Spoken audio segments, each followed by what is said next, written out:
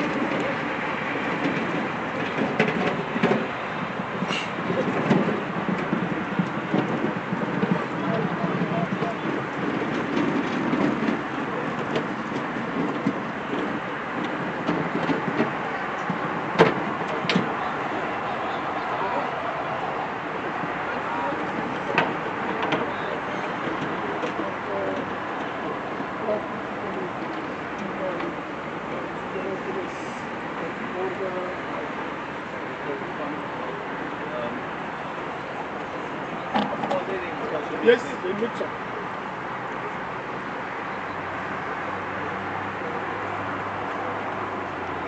Letters.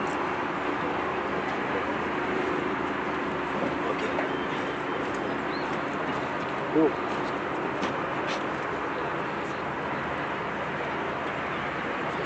He's not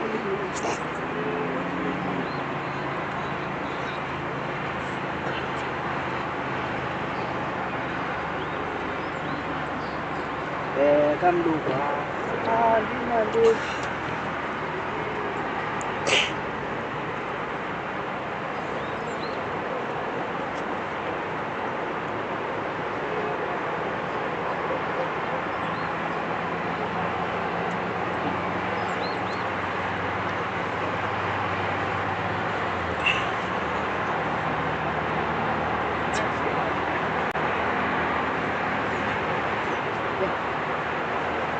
Just go on about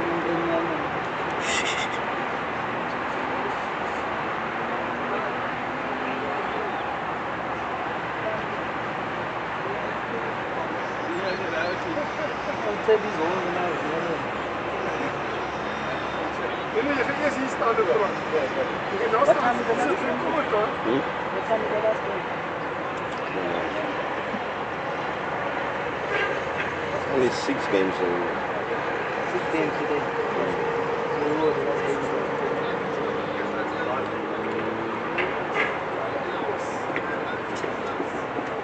No line. Can I push it?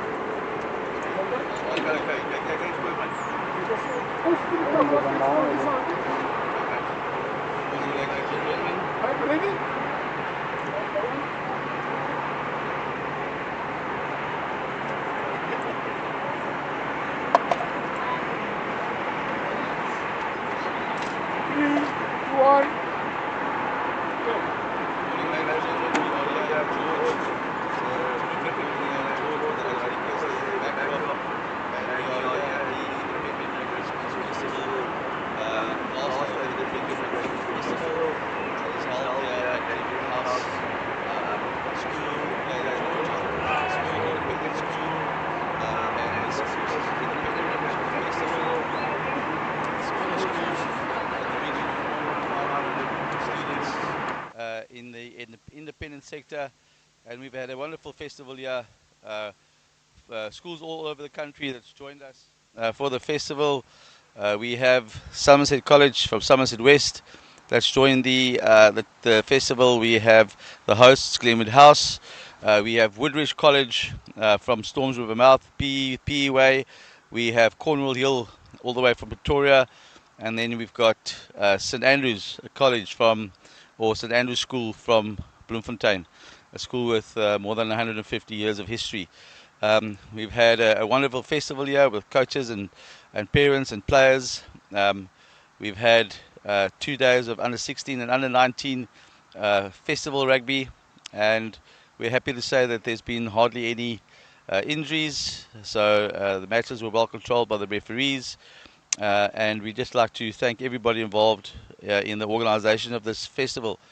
I'd like to thank some of our sponsors, Halfway Toyota, Inscape, we've got Spur, we've got Panarottis, we've got Nando's that's come on board, we've got local companies that's helped us, we've got Hopco Events, we've got Bossa, Spur, and a number of others that I'll mention a little bit later on when I do a bit of commentary today. Yeah, beautiful morning. Looks like the boys are getting ready in the background for some good last day of rugby. I think a few teams might have a few niggles because it's the third day of the festival, so always one or two niggles, but boys are getting ready for the rugby this morning, and then the schools will be travelling home from about 2 o'clock onwards. Hope you all have a fantastic game. We're gonna show some of these matches on TV this morning, on DigiTV. We also thank them for their broadcasting of the matches here at our festival, so that parents that's far away, couldn't make the festival, can also follow the games on YouTube. Right, I think I'm going to sign off with that welcome, and then we're going to start the commentary pretty soon. Thank you.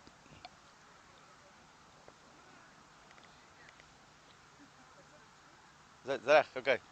Thank you.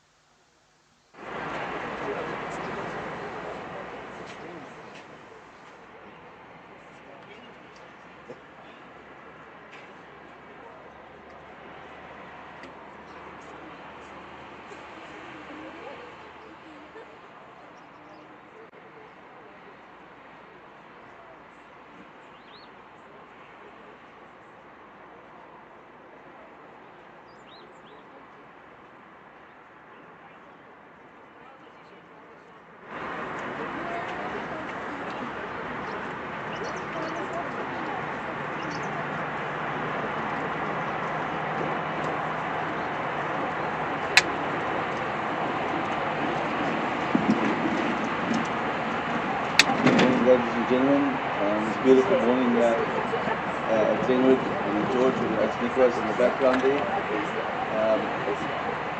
We are getting ready for our first match this morning, which will be an under 16 game between Cornwall Hill and the hosts Glenwood House. And the games will be slightly shorter today to accommodate teams travelling back to Bloemfontein and Victoria. 25-minute games, quite a quick changeover, and then the second half. And I could just ask all the other teams to try and be on time so that the day doesn't drag out. Enjoy the rugby this morning. The boys are a few niggles, I suppose, and so the teams. It's often like that in the last day of a festival like this, but from the feedback we're getting from the teams is that there's not really major injuries, so most teams will be ready to go.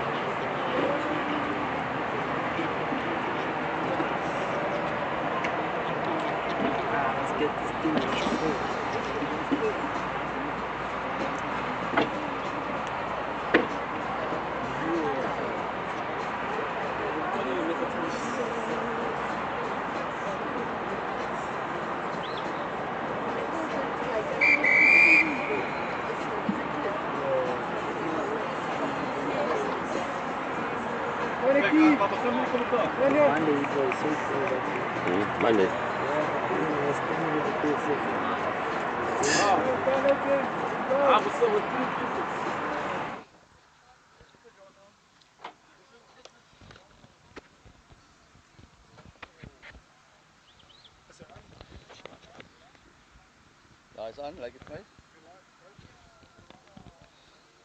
Good morning, ladies and gentlemen.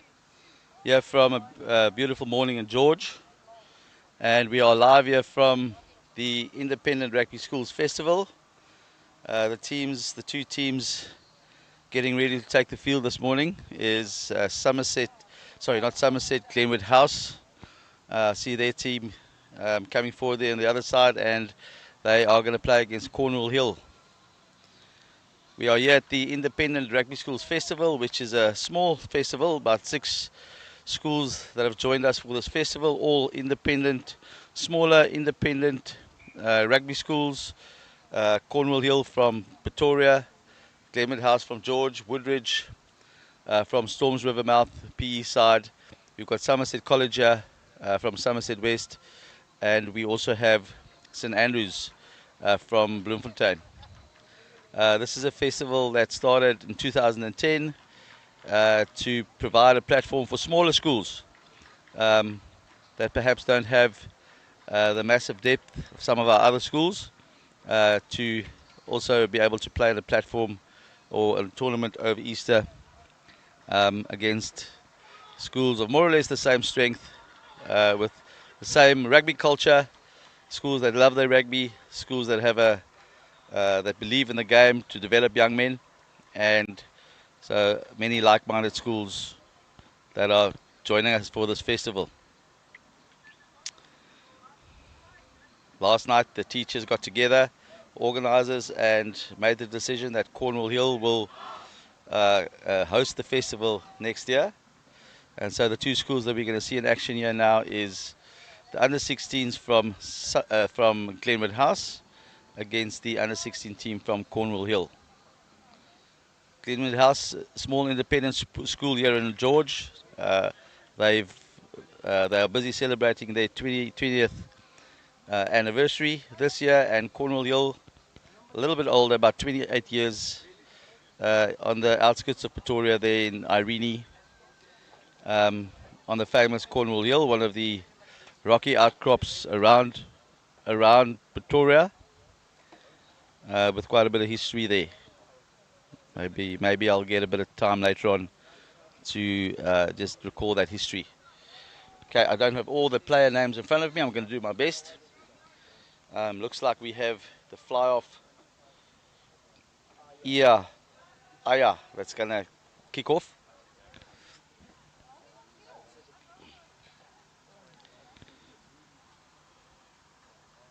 And the Glenwood boys getting ready.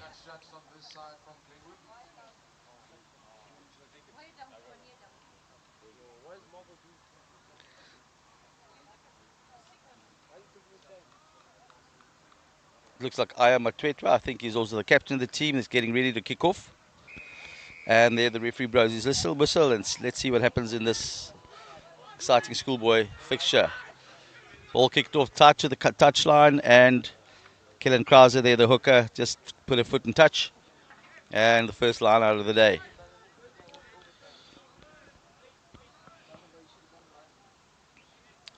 Looks like Cornwall Hill's got a nice pack of forwards here. quick chat into the line out.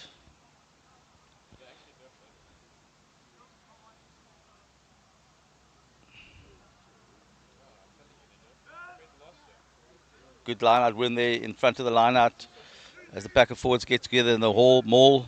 Looks like an effective maul, but good maul defence there by Glenwood. Ball's out to the fly off. Centre crash ball there in the midfield. Nice quick ball. Yeah, again to his centre, but the referee says that pass went forward. A nice effective start there by Cornwall Hill in the line out. A little mistake there in the midfield. Number four, Christian Matsondata there in the middle. He had a good game in the previous game that Cornwall Hill played. And now we have a scrum there in the middle of the field. Good attacking options here for Glenwood House, but perhaps they will try and kick for field position. Scrum off there. Carter Jacobs now the side getting ready to feed the ball into the scrum.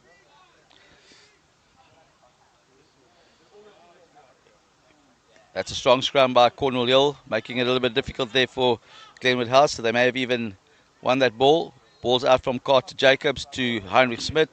Gets caught slightly in position there, but gets his kick away. To the winger here at the back. The captain, is a dangerous player. He's a strong runner. He's got a lot of pace. Goes to ground. Good tackle there by Glenwood. Ball's available. Scrum off. Scrum off to number 4, Lock, that drives in, makes the ball available again. Scrum off again, out to fly off.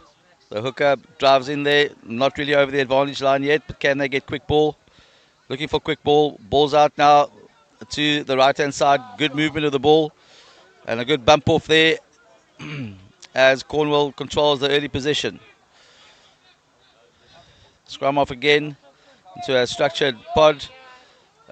Big man there, the front row forward, also played very well in the previous game. And Cornwall recycles the ball. Good defence by Glenwood. They haven't really made too much yards here, even though they've gone over the advantage line. Good line speed by Glenwood as they attack the ball carrier there. But Cornwall keep possession, and again they go wide. Nice passing. Slightly drifting across the field a little bit, but using the space effectively. Putting pressure on Glenwood in the early exchanges here. Again, they bring it out. Flank forward here. Driving in, number 7. Ball available again in the middle of the field. Tackled slightly on the high side there by Manasib Gombongani, but he gets away with it. It's the early position that is controlled here by Cornwall Hill. And then there's a loud blast of the whistle, and the referee says that Glenwood House fell over the ball there off their feet, and this may be the first opportunity for Glenwood to score points. Not Glenwood, sorry. Cornwall Hill. Again, the fly off, the general there. Aya Makwetwa.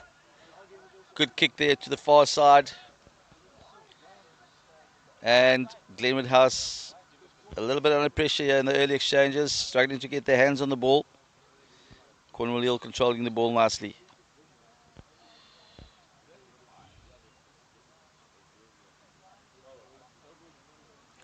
The hooker there, Jeremy Mimneri, that's going to feed the ball into the line out. Let's see if they can get a clean line out here on the far side there.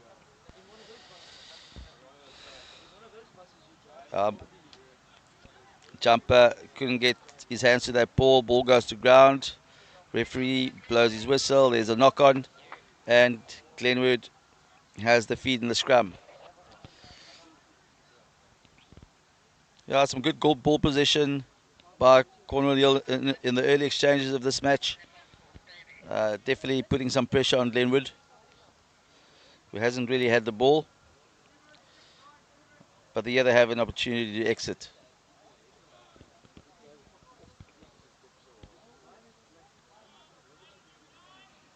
Again, a good scrum there by Cornwall Hill. They certainly seem to have the upper hand in the scrum. Glenwood might have to get a bit lower.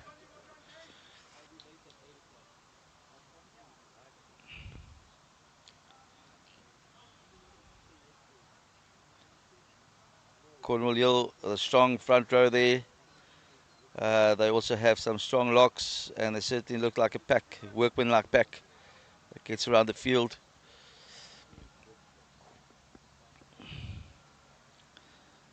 The boys, there's still quite a bit of dew on the grass here, so the handling of the ball that might not be easy this morning. As the two packs of forwards packed together, Carter Jacobs feeds the scrum. Again, Glenwood under pressure there in the scrum, but they've held their own in that scrum. Ball's out to Heinrich Smith, the clearance kick, and that's a good kick. Did well there, was under pressure, and again a loud blast of the whistle there, and it looks like Cornwall Hill was offside there at the scrum, a little bit over eager, and opportunity for Glenwood House to get out of their 22 and relieve a bit of pressure. Heinrich Smith, fly off from Glenwood with his left foot, kicks the ball, and the ball goes out on the other side. Good basics. And we've got a line out on the 10-meter line of Glenwood, the far side of the field.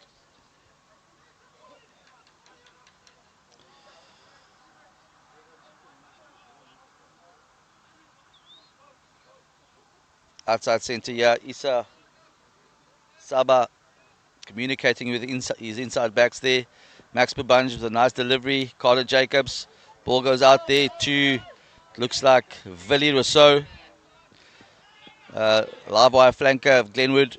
Passes there to Max Babunge, the captain. Referee's got his arm out for another penalty.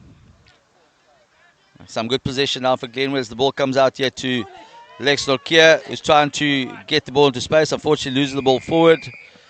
But the referee says that Cornwall Hill was offside there at the second phase when Glenwood started with that structured pot play there. And so the first time that Glenwood got the ball, kick from the fly off, unfortunately not out. Well collected by the number 11 here from Cornwall Hill as he gets in. Good tackle there by, it looked like,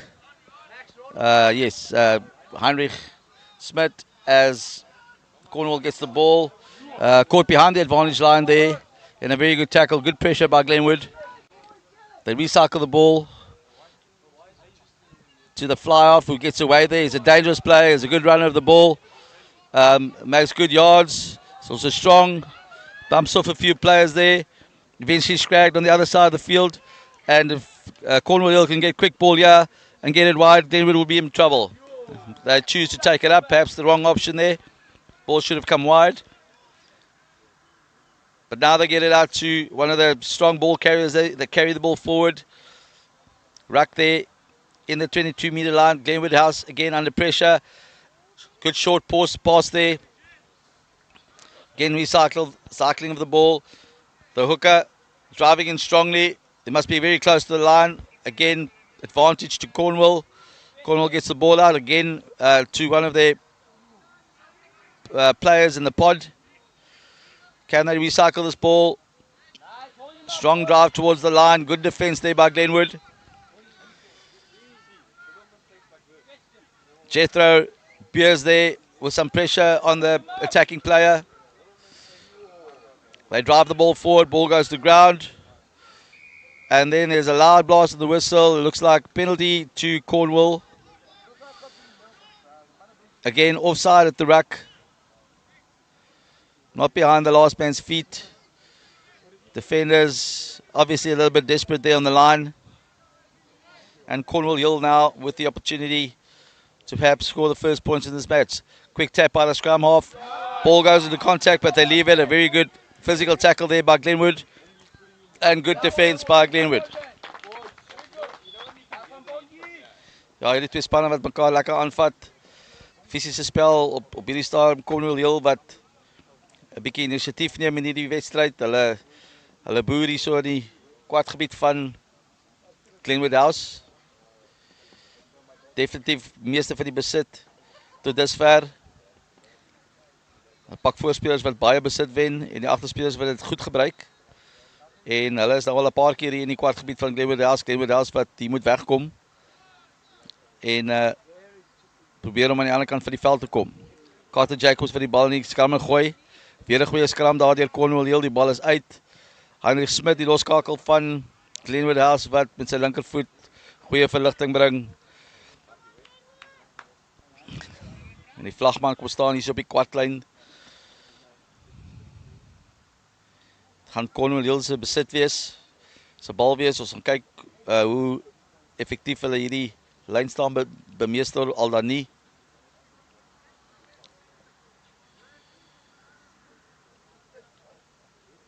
Jeremy Maniri, die hakker hierso van Cornwall heel wat gou 'n bietjie raad kry daar van sy voorryman. Op in die lyn staan. Nie lekker beheer die bal het in die kop vas. Heinrich Smit bevindig goeie aangee na Zeffin Figland. Hy gee die bal uit daar na sy maat en aan die ander kant is dit het lyk soos Luke John Smith wat daar aangegaan het, maak die bal mooi beskikbaar. Jethro Beers wat die bal mooi vorentoe neem daar. Nog nie oor die voordeellyn nie, maar dit was 'n goeie loopie daar aan die oorkant, 'n goeie spel deur die agterlyn van Glenwood House. Carter Jacobs wat nou die bal hier van agteraf kry, is 'n stadige bal. Lyk my hy beplan 'n skoppie. Ja, hy skop vorentoe. Daar in die hande van die heel agter, maar daar is 'n foutjie gemaak deur Cornwall heel. Dit lyk of hulle 'n bietjie hoë duikslag was daar. Soos hulle sê, 'n seatbelt duikslag wat gevaarlik is en Carter Jacobs skamskakel wat sy span vorentoe laat beweeg daar met die strafskop en dit gaan Glenwood House se bal wees. Daar was 'n goeie stukkie spel daar deur Glenwood, mooi deur die hande in die agterlyn. En hulle wen ver veld en omtrent nou die eerste keer wat hulle in die halfgebied is van Cornwall. Maar hulle lyk heel gevaarlik as hulle die bal in die hande kry en die bal gebruik aan die verkant van die veld. Kellen Krause gooi die bal in. Word 'n bietjie geklap daar in die lyn staan en dit lyk of Cornwall heel daarin bemeester het. Die bal gaan grond toe. Losgemaal daar. 'n Spook besit van die bal en dan kom die bal uit hier so 'n kort aangetjie hier so vir die slot van Cornwall heel. Dan maak die bal mooi skoon. Pick and go soos die Engelsman sal sê en dan is dit die klein flankkant hier is die senter van Cornwall heel wat hier die bal dra. Hulle het weer besit van die bal. Aangee gaan terug na die loskakel toe wat spasie sien agter. En hy skop die bal daar agter die heel agterin. Dis Luke John Smith wat moet terughardloop. Hy bemeester hom mooi. Hy's binne sy kwartgebied. En hy skop die bal. Dis 'n goeie skop. Skop die bal daar uit net voor die halfgebied. Goeie basiese vaardighede daar agter deur Luke John Smith. En hy skop die bal uit op die net aan die kant die 10 testippellyn van Glenwood House aan die oorkant van die veld.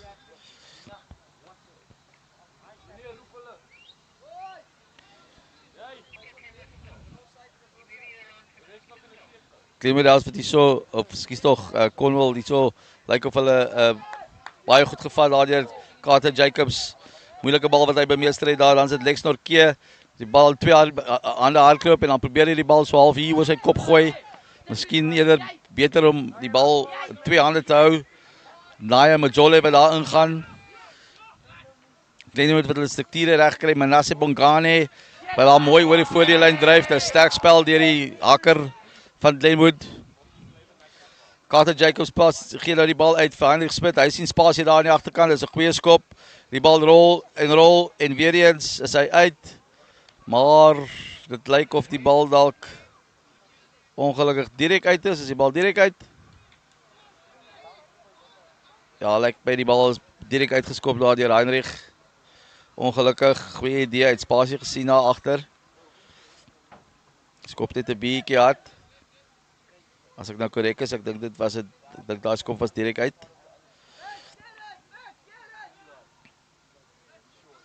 Lyn staan aan albei kante wat maar 'n bietjie sukkel. Goeie duikslag daar deur Manasseh Bongane. Dan is dit weer hierdie een van die voorrymanne van Cornwall heel wat daar indryf. Bal is beskikbaar, goeie teendryf daardeur deur Tristan Parker. En hulle wen die bal, dit is goeie besit. Klein Willie Rousseau wat daar in dons. Dan kom die bal uit hier na Carter Jacobs, na Tristan Parker toe wat indryf. Hardwerkende voor hy man, die bal is beskikbaar, maar dit lyk of hulle die bal verloor het daar. Aanslaan daar in die duikslag en die skeieregter meneer Hubert sê dat dit is 'n vorentoe aanslaan en Cornwall kan die bal ingooi in die skram.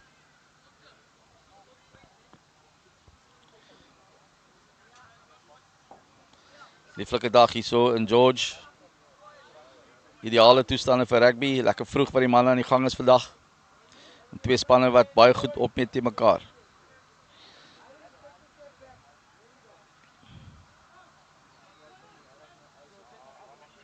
Kom ons kyk wat gebeur in hierdie skram. Twee pakke voorspelers wat daar inwig teen mekaar.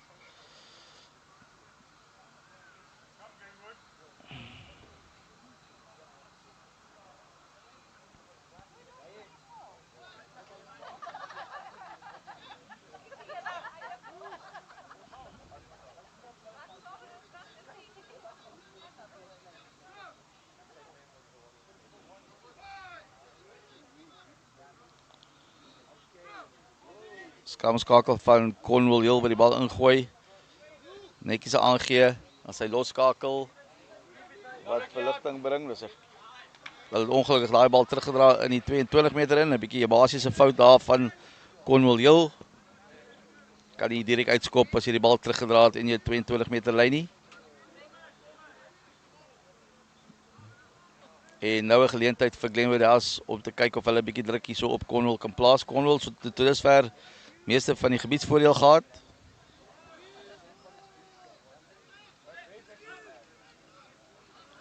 Daar's 'n goeie lynslaanman, bal daar in die hande van Willie Rousseau wat mooi dryf oor die voordeellyn. Goeie stukkie spel daar, Jethro Beers wat indryf.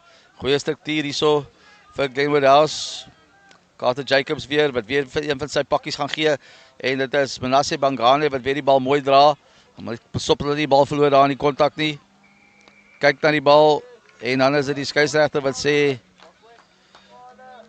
dat Cornwall heel die bal daar gespeel het uit 'n onkant posisie of miskien nie op hulle voete was nie. En dit is Heinrich Smit wat beduie, hy gaan paal toe skop. Kyk of hy die eerste punte van die wedstryd kan aanteken hier op Glenwood House se Boneyard veld. En Glenwood House wat mooi teruggekom het in hierdie wedstryd nadat hulle aanvanklik onder baie druk was. En dit is Heinrich wat sommer die bal vat daar met 'n skepskop. En hy tref die bal baie goed en hy's tussen die palle deur. En dis Glenwood. Dit is Glenwood House wat voorloop met 3 punte teenoor 0. Maar daai staskop sommer so met 'n skepskop oorgeklits is deur Heinrich Smit. Interesting match we have here, ladies and gentlemen. The boys, the basics are pretty polished in this match. And so Cornwall heel to kick off. Glenwood House in the lead by 3 points to 0. Glenwood House kicks off. Naya Majola there with some fancy footwork, gets away. Unfortunately tackled into touch.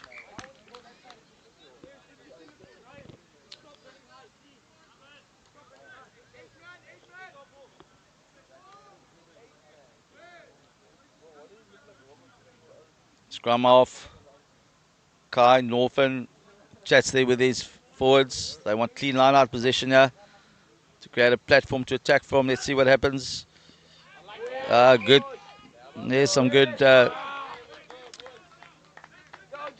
and quick tap penalty here by Jethro Beers. Quick thinking by the young man after that free kick awarded in the line-out. Glenwood House moves on to the middle of the field. Again, they have the advantage. Cornwall Hill starting to make a few mistakes. And Max Bubanj, the captain of the team, carrying forward. That's a good carry. Makes the ball available. Can they win quick ball? Ball a little bit on the slow side. Manasseh Bongane drives in there. Again, gets over the advantage line. And again, the penalty to Glenwood. Again, it looks like a slightly high tackle there. But Glenwood starting to put a bit of pressure here on Cornwall Hill. They recycling the ball. Carter Jacobs there with a kick. Did he get it out? No, that's unfortunate. Very important to kick the ball out. Luke John Smith collects the ball. Passes it now. Ball goes to ground. Cornwall Hill collects, play on. Referee says play on. Advantage to Cornwall Hill. They've got the ball. Backline needs to get back. They need to get back. They're not onside. Billy Rousseau there with a good tackle. And Cornwall Hill brings it out. Backline gets going here. Is at the centre. Yes, makes the ball available. Again, the scrum off to his forwards. They carry it up. Ball's available for Cornwall Hill. Back to the fly off. He spots space here at the back. It's a good kick. It's a good kick. Lion Majola, the winger, has to turn around. He kicks to the opposite side. A little bit to the middle of the field. And the wing.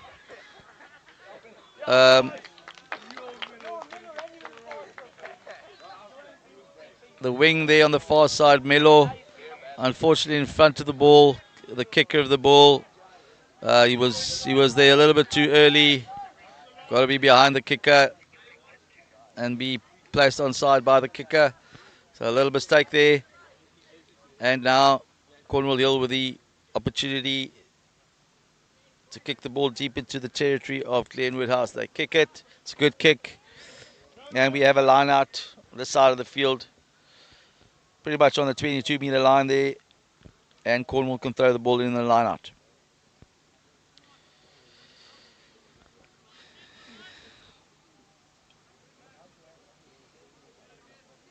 Looks like number 7, Skylar de Kock, who's going to do the throwing in the line out.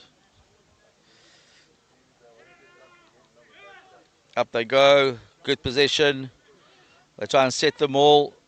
Try and secure the ball. They've got it down. Ball is moving forward slowly. Referee says that they've got to start to use that. Scrum off. Out to his fly off. A short ball in there. Good tackle by Lex Nokia. Ball lost to the tackle.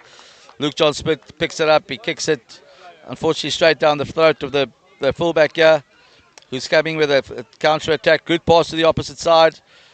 Cornwall Hill got the ball. Defense trying to hold the attacking player up, but I think there's a knee on the ground. Ball's available, and Glenwood House has turned it over.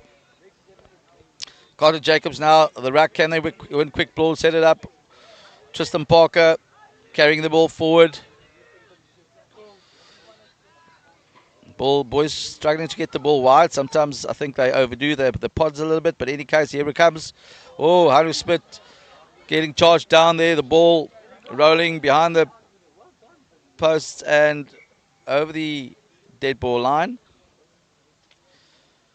That's general play, and that should be a 22-meter dropout.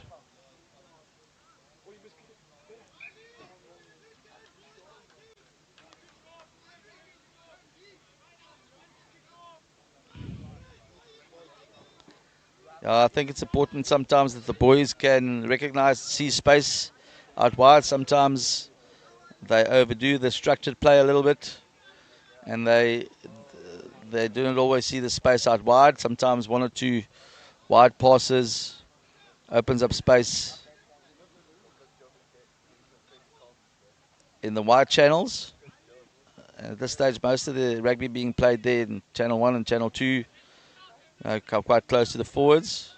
I'd like to see some running rugby, attacking rugby, boys moving the ball into space, support play. But let's see what happens in this line out. Cornwall Hill throws the ball in the back of the line out. Manasseh Bongane collects the ball nicely. Let's see if they can string it together here and get the ball maybe a little bit wider. Carter Jacobs, Heinrich Smith, there's a nice long pass. That's what they're trying to do. There's space here. Bit of space here. John Luke Smith, the fullback, gets it to his centre mate, Zephan Fichlin there, who makes good space with good strong play. He moves all the way forward now into the half of Cornwall Hill, but then unfortunately loses the ball. And that's going to be half-time here in George. A very, very close encounter here, and Glenwood still in the lead by 3 points to 0. But anything can happen here, ladies and gentlemen. We hope you enjoy that first half. And we'll get back to you now for the second half.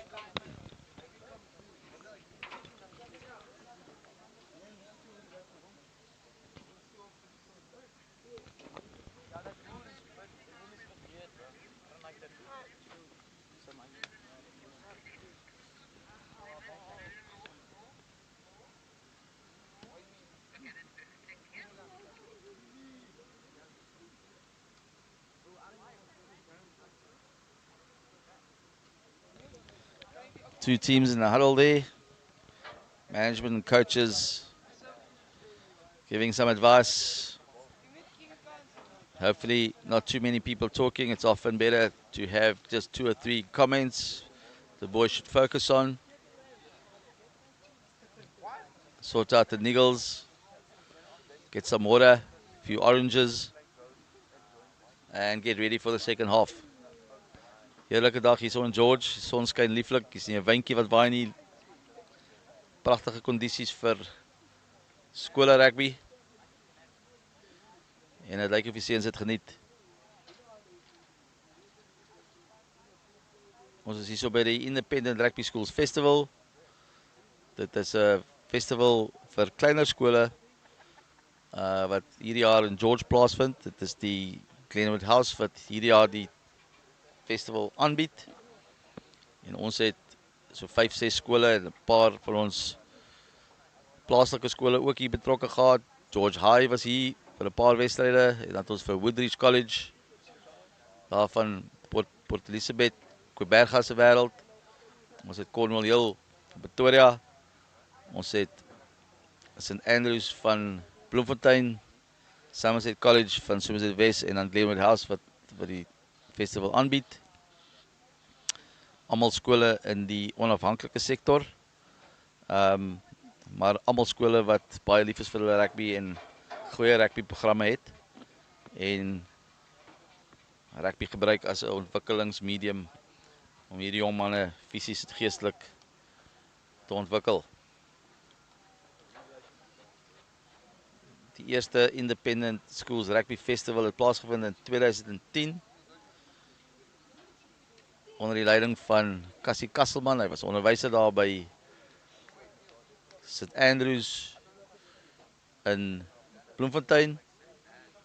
En so dit is nou al 15 jaar wat hierdie festival plaasvind, ook hier oor die Paasvakansie, wanneer al die skole reg oor Suid-Afrika rugby speel en al die rugbyvelde vol goeie rugby is.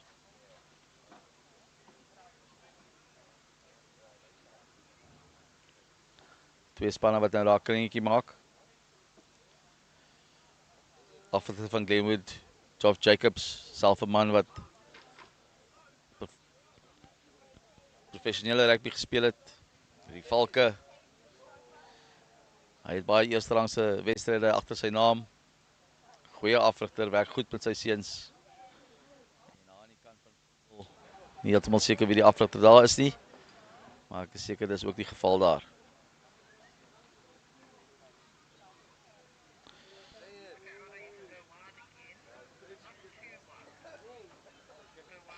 Glenwood House se manne goeie wen gehad in die eerste wedstryd teen Somerset House. En toe het hulle net verloor teen St Andrews van Bloemfontein 1917 in 'n baie goeie wedstryd. En nou meet hulle kragte hier met Cornwall Hill. So kom ons kyk wie hierdie wedstryd, wie die initiatief kan neem in hierdie wedstryd. Glenwood wat voorloop met 3 punte teenoor 0. En dit is die loskakel, Heinrich Smit, wat gereed maak om af te skop. Skeieregter sê, is julle reg manne?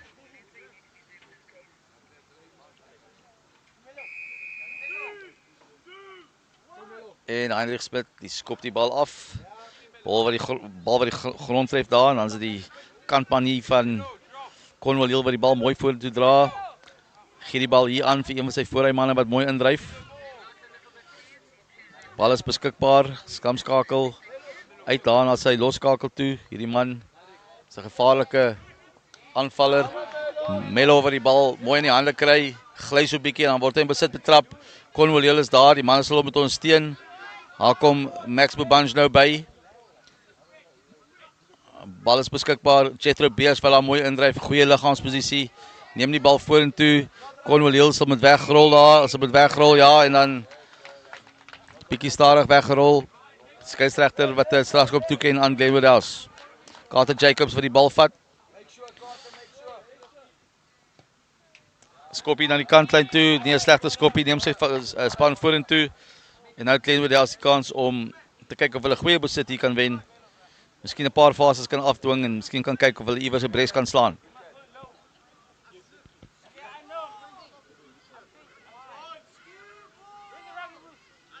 Glenwood House se manne wat ingaan. Mooi lyn staan werk daar. Skoon lyn staan werk.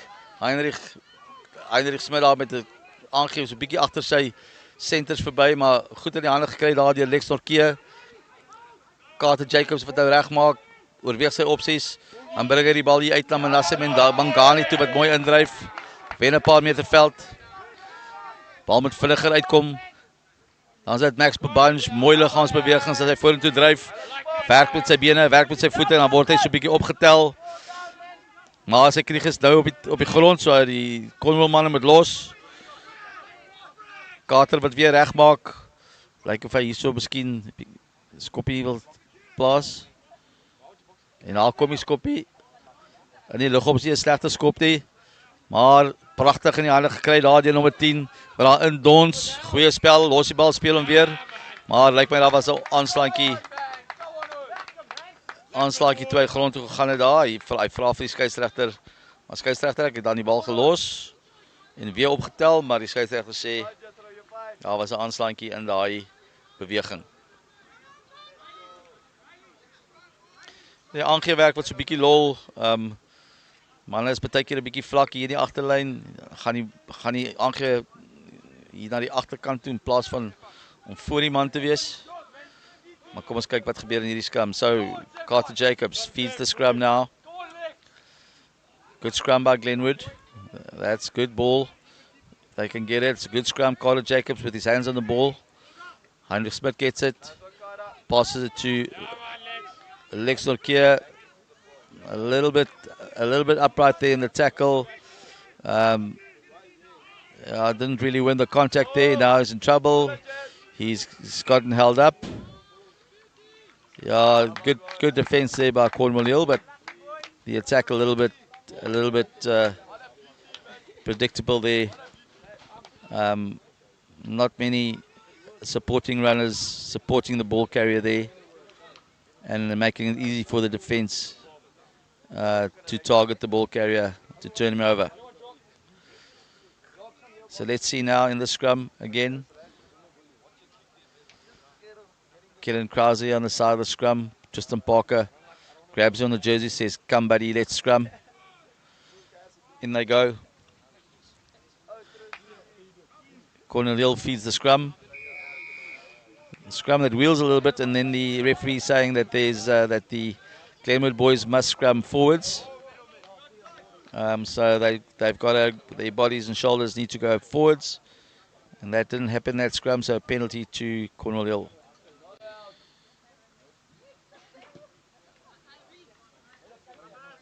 I am a Twetwa with a good kick forward. He's a dangerous player. He's also the captain of the team, if I'm not mistaken. Runs very strongly with the ball. He's got a good boot on him. And lots of potential as a fly-off. Right, let's see if this pack of Cornwall can get this ball.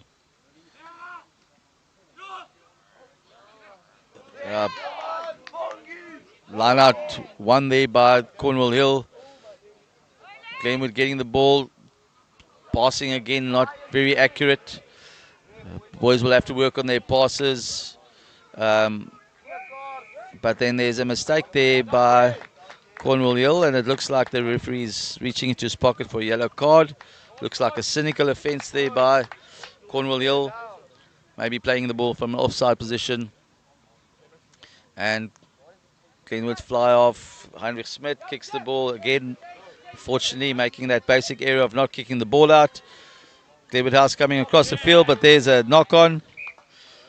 Yeah, and this game, unfortunately, too many basic mistakes, and that's why the game's not really flowing. And hopefully the boys can fix those little mistakes, and that is how they will manage to put pressure on the opposition. Make sure these small little mistakes is rectified.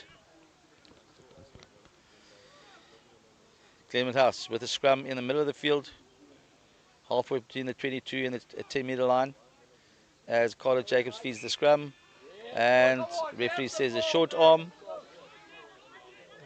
free kick penalty because of an early push there in the scrum. Jethro Beers, ball under the arm, drives in strongly, makes the ball available. Carter Jacobs trying to get his hand on the ball there. Heinrich Smith with a long pass, but it's not a good pass. Again, guys struggling at the back here. And now we have a penalty for Glenwood. And the referee moves play to the 10-meter line, or the 15-meter line there. Glenwood House has got an opportunity here, and they decide to kick to the touchline, set up a maul maybe in this line out, and see if they can drive over from the maul.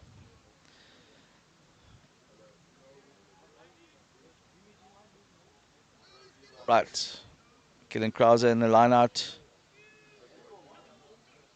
Oops, a little bit of hesitation there, and they get it right, and they form the maul.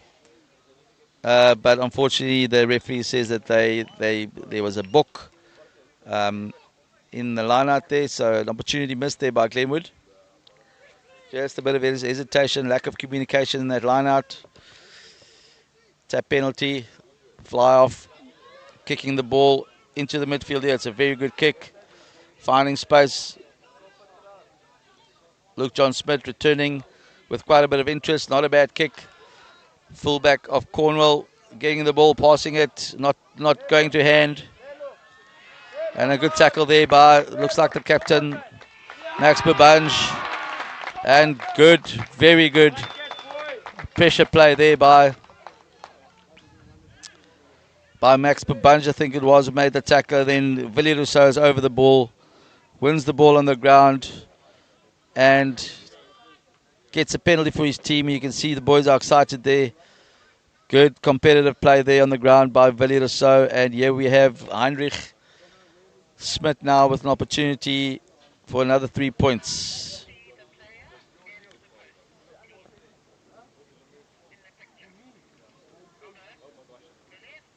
Gets that left foot swinging. It's all about timing and follow through. As he comes forward, he kicks the ball, strikes it well. It looks good, and it's a good kick by Heinrich Smith. And Glenwood House takes the lead 6 points to 0.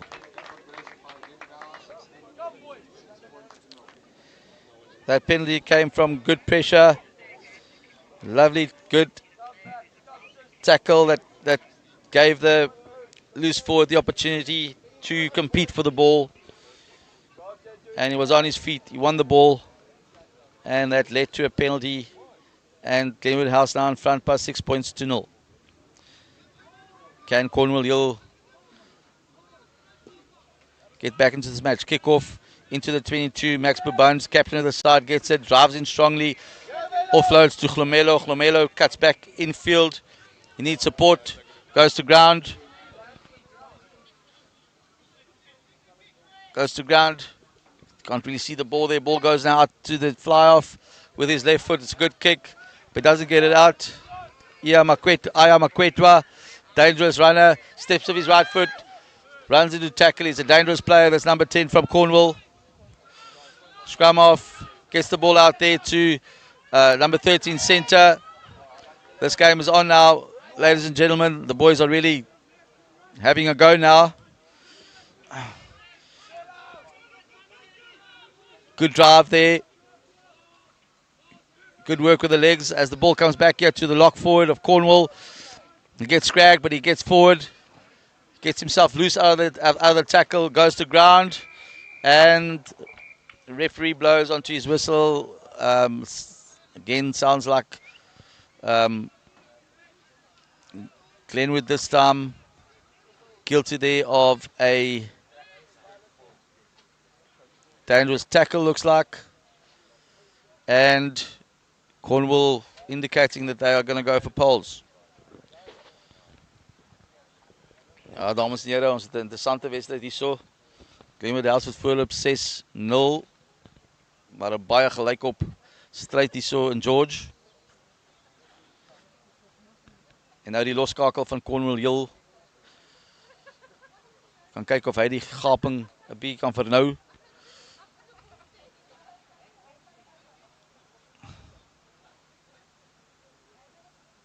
Kom vorentoe, tref die bal met sy regtervoet. Dis 'n goeie skop pale toe en hy's tussen die pale deur. En die telling nou 6-3. 6-3. Skare wat opgewonde raak hierso by Glenwood. Hierdie twee spanne wat baie goed te mekaar opweeg. En wie gaan die initiatief neem in die laaste 20 minute? Wie gaan die minste foute maak? En wie gaan hulle geleenthede gebruik om hierdie wedstryd te wen?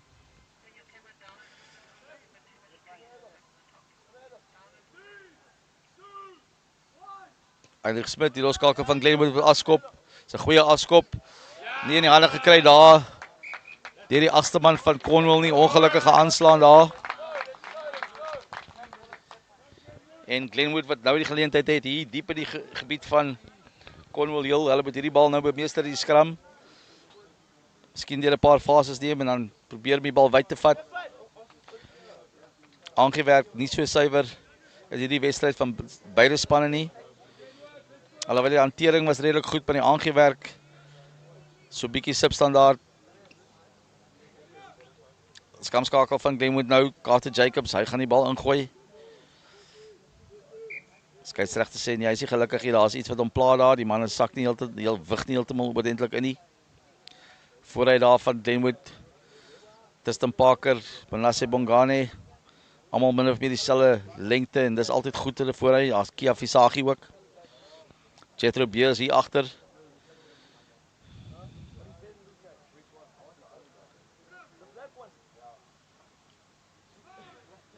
Dan Max Bebanj daar saam met Johan in die middel aan die enginekamer. Carter Jacobs wat ingooi, agste man Jethro Beers wat hierso wegbars hier aan die linkerkant. Hy soek ondersteuning. Hulle moet los, sy knie is op die grond. Bal is beskikbaar. Manasseh Bongane wat daar indryf. 'n bietjie voorspelbaar. Kom die bal nou uit.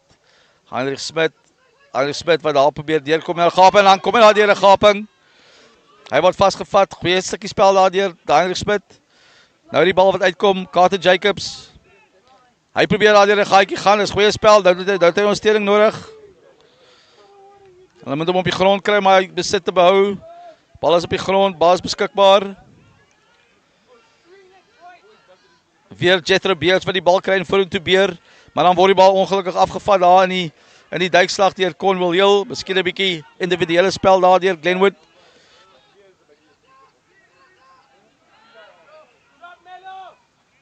Loskakel wat die bal in die hande kry, hy skop, hy gaan nie die bal uitskop nie. Die vleuel hier van Glenwood wat die bal moet bemeester, maar die skeieregter wat op sy vletjie blaas.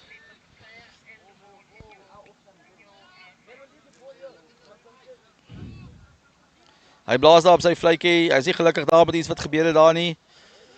En Cornwall wat onder druk was daar, het nou 'n geleentheid om die druk 'n bietjie te verlig. Aya Makwetwa wat skop.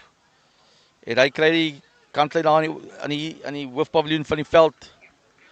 En die vlagman se vlag is op hierso net binne die halfgebied van Cornwall heel. Pakke voorspelers wat nader stap. Belangrike lyn staan hierdie. Besit nou baie belangrik vir albei hierdie spanne.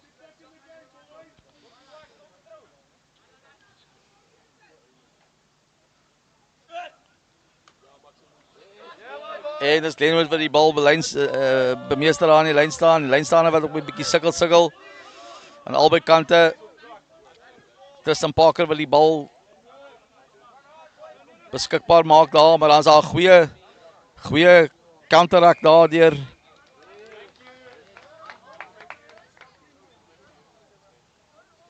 die kantman, maar die skeieregter wil sê dat hy die speler vasgehou het in plaas van hom skoon te maak en 'n bietjie van die kant af ingekom het en nou is dit Carter Jacobs wat 'n mooi skoppie skop hier na die linkerkant toe.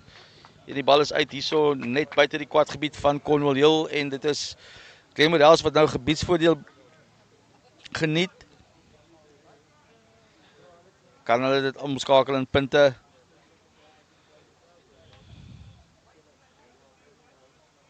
Packer forwards moving closer there. Kiafisaki showing with his hand. In they go. Let's have a look how the communication is. Front ball. Max Bubanj gets it. They secure the ball. Struggle to set them all. Bubanj goes to ground there. Ball's available now for Carter Jacobs. Kicks it. Or passes to Heinrich. Long pass. Dangerous pass there to Luke John Smith. But he gathers it nicely and then loses the ball in the tackle. Cornwall Hill kicks forward. Play on.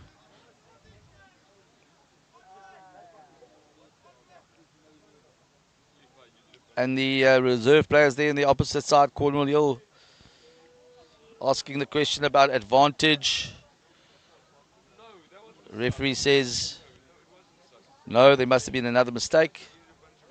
The advantage not played there. Let's see whose ball this is. Should be Cornwall Hill's ball after the mistake there from Glenwood.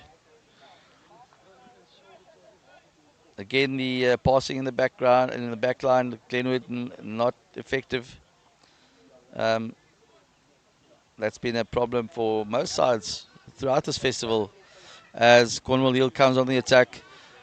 Dangerous fly offloads with a chicken wing. And this is the outside centre on a good run here. Cuts inside. Luke John Smith unfortunately misses that tackle. The boys coming back. Zephyr Figland makes the tackle there. Good run by the number 13 from Cornwall Hill. So he cuts back inside. Now the forwards come into the game. The lock forward, number 4, over the advantage line. Can they get quick ball? They must recycle quickly. And Glenwood has to stay on side. Cornwall Hill still has the ball. And now the ball comes out. Number 7 flanker. In he goes there. Carries the ball nicely over the advantage line. Now the legs start getting tired. And penalty there to Cornwall Hill.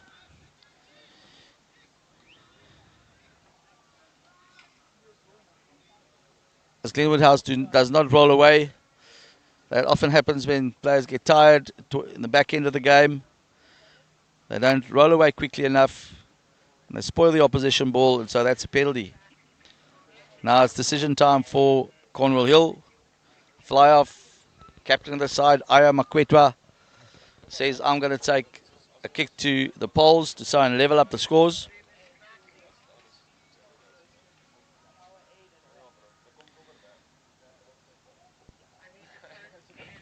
Aya Makwetwa comes forward, kicks with the right foot, and he raises the flags. And we're all tied here at the Boneyard in Glenwood. 6 points all, both teams with 2 penalties. And this is going to be a very interesting ending to this match. Who can control the ball? Who can make sure that they don't make any mistakes? And who can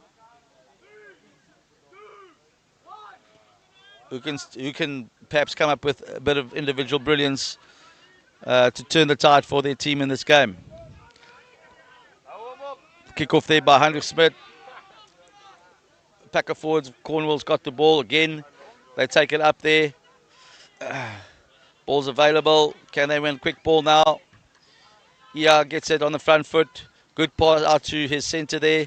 Got good defence in the midfield there by the Glenwood boys. That's good defence. Ball gets recycled. Again, that number 4 lock driving the ball in. Good ball carrier. Not scared to take the ball up.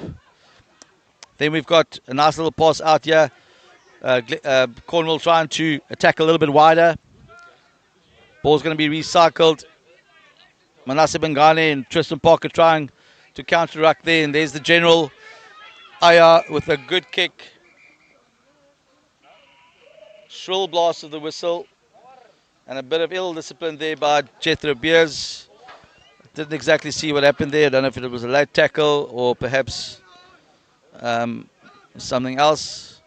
So that might be consequential for Glenwood House. Let's see what happens here. Again, Ia Makwetwa, he's taken control of this game. He's controlled the ball nicely in the second half. Luke John Smith passes the ball here to Glumelo. He cuts inside, he needs support. Tristan Parker there to support. Referee blows his whistle. There's someone that's got an injured here at the back. Luke John Smith got a bit of a hard tackle there. I think he's going to be okay.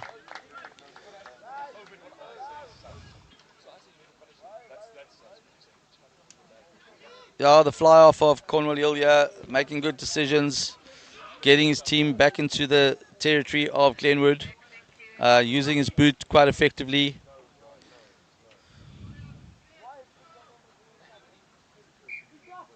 I can see that both packs of forwards can feel the effect of 3 days of rugby. A little bit tired, but now it's all about guts, it's all about character. In a tight contest here in George. Two packs of forwards there, getting ready for the scrum. Carter Jacobs. Stoops next to the scrum, puts it in. Good scrum. That looks like a tight head. It's a tight head by Cornwall Hill.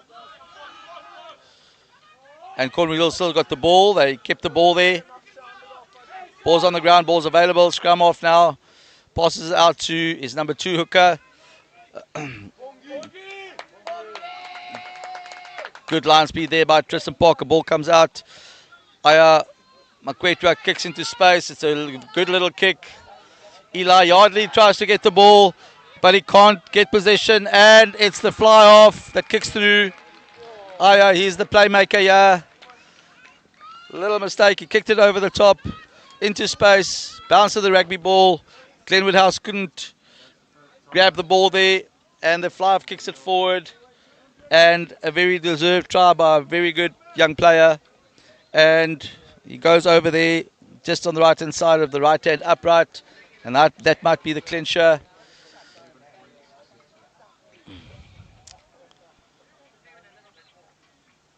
Yes, ladies and gentlemen, the bounce of the rugby ball. But you've got to be opportunistic. Fly saw the space there behind, kicked it in behind, towed the ball forward and had the pace to get to the ball. Kicks it with his right foot, ball's over, and that's 7 points for Cornwall Hill, and they take the lead 13 points to 6.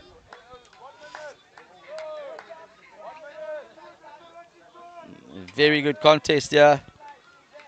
And a late try there that might just swing this game in Cornwall Hill's favour. Heinrich Smith is going to kick off. He tells his forwards, one last effort, boys. Come on, let's go. Kicks it forward. Ball goes 10 yards. Again the fly off. Again the big boot. Again good tactics. Kicks the ball back. Eli Yardley there at the back. Getting the ball. He returns it. Returns it with interest. But unfortunately kicks the ball directly into touch as he moved out of his 22 there. Oh, 1 or 2 basic mistakes here at the end of the game that is costing Glenwood. And like I said earlier in the game, the team that can make the least amount of mistakes is probably going to get away with this one. And a couple of mistakes in their own territory are putting themselves under pressure. Right now, I think it's the third guy throwing into the line out here. Looks like the front row forward. 2 ball there in the line out. Good ball. Ball's available. And Cornwall kicks the ball out, and that should be the end of the match. And a late victory there for Cornwall Hill, a very good schoolboy game. Commiserations there for Glenwood House.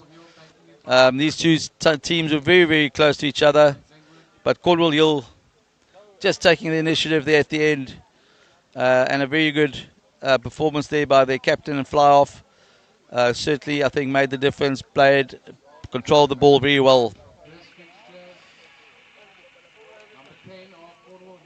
Yes, and he's also just been appointed as the man of the match. Outeniqua, I think he's also the captain of the side. He really made the difference with his boot and his pace there at the end, controlling the ball, and yeah, getting the win for his team. And with that then, ladies and gentlemen, we hope you enjoyed that game. Cornwall Hill, the victors over Glenwood House here by 13 points to 6.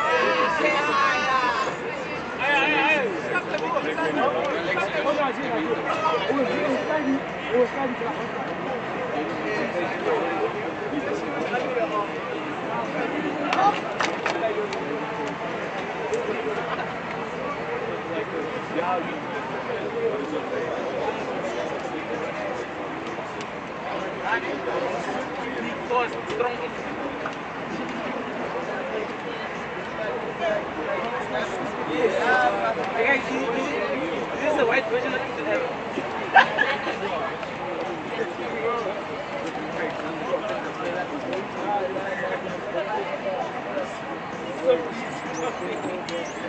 We've been out of tension. That man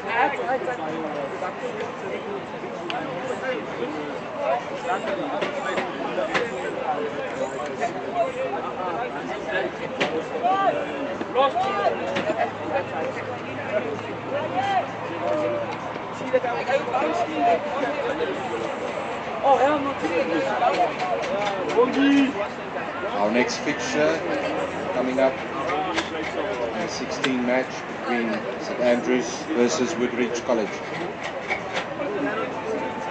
I would like to encourage all the team managers to come and collect their team photos here at the technical table, please. You can send your manager to come collect your team photos, please.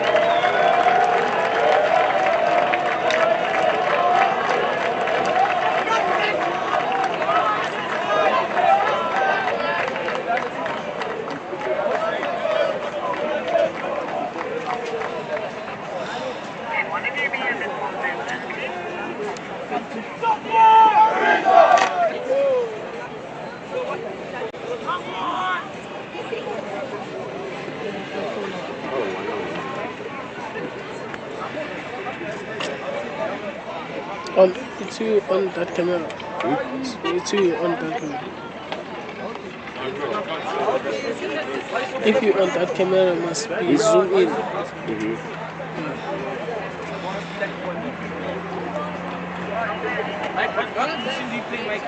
Right. Yeah, I'm white. Oh, I have the green right. I'm young white. You. Yeah. Me too.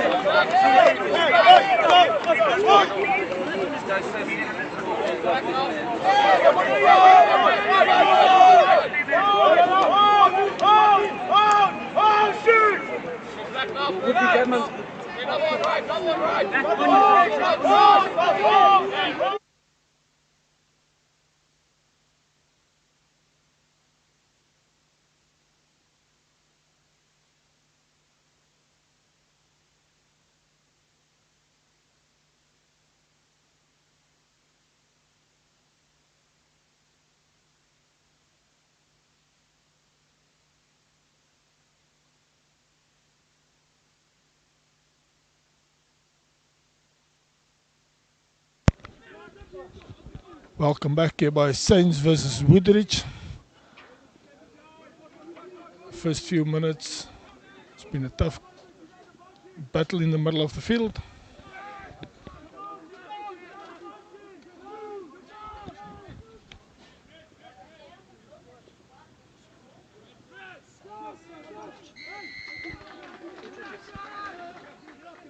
Penalty Saints in the middle of the field. What will they do? They go for line out. Will they go for 3 points? So in the first game that they decided to go for the lesser points first, and then they got the try in the end there. Well worked out by the team.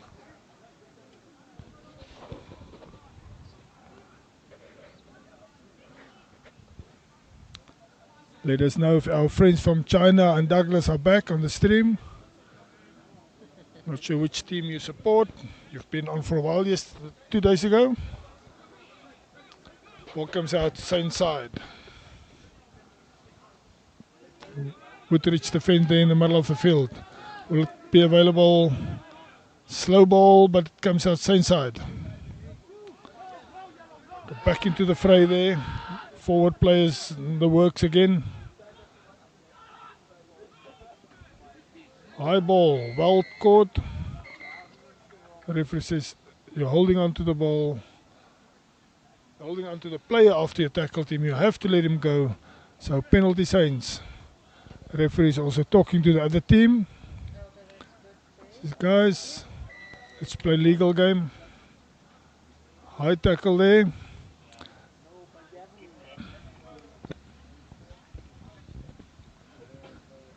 Kicks it to the opposite side of the field. It will be 5 meter scrum. 5 meter line out, about 7-8 meters from the try line.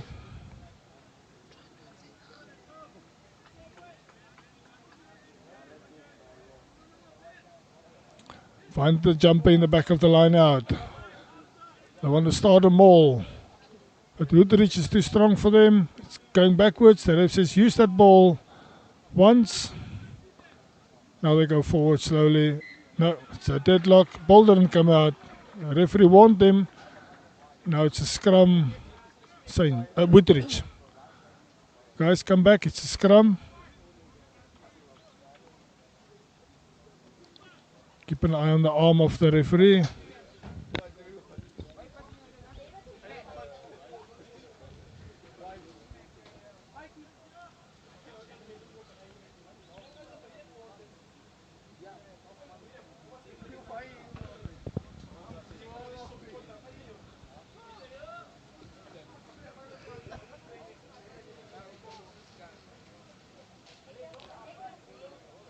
Solid scrum.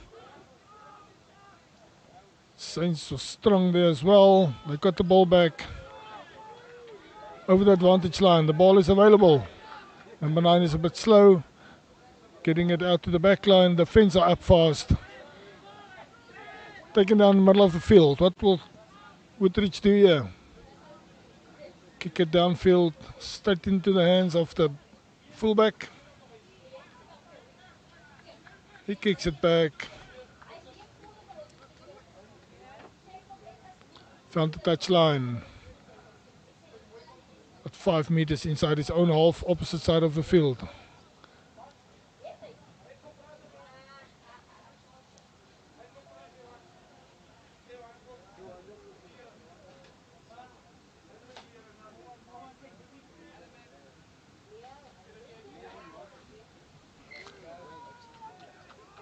Referee says short arm to Saints.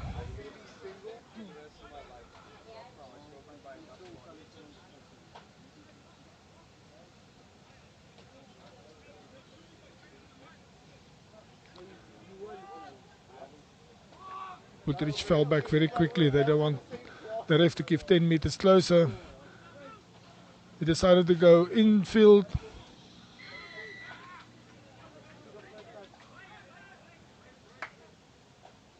The referee shows they were offside. Saints get another chance to get closer to the try line.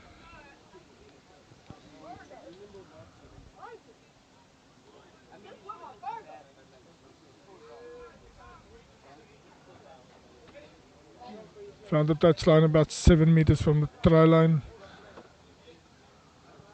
Far side of the field. Can they get the ball in quickly? Get a driving ball. Get some points on the board here. 6-7 minutes has gone. Did not find his jumper. Found the Woodridge player. Makes it available. Drive around the scrum. Goes down again. Makes it available. Drive very hard through the middle there. Woodridge is not in the mood to kick the ball. No, says the referee. You went down. You hang on to the ball too long. Penalty. Quick tap.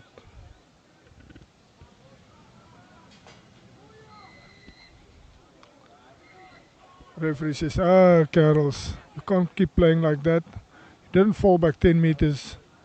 Now I'm giving them 10 meters. I'm going to give you a stern talking.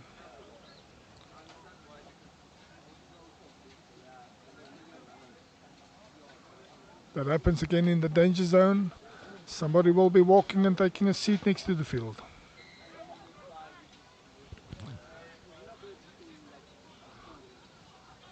Tap and go. Solid defense there. Goes down, makes it available. Breaking to the inside again. There's space on the outside, guys. Bring the ball to the wing. On your own there. The referee says no. You ran away from your support. Got caught in the crossfire there. You held onto the ball. Penalty Woodridge.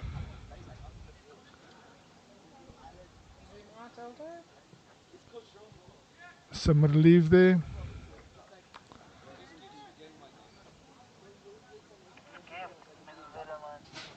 Line out time.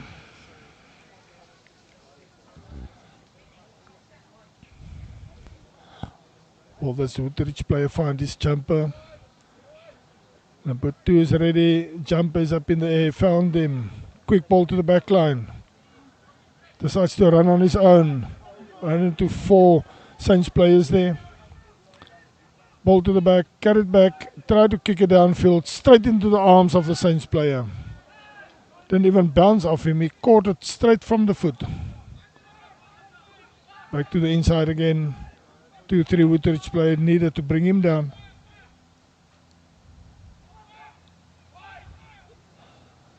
Now they're going to use the back line. Break back. Taken down in the middle of the field. Attacking opportunities both sides. Comes to the left hand side. Goes down. Makes it available. Number 9 is a bit slow on the ball. Defenders get too much time to get ready. Knock the ball, the ref says. Scrum Woodridge.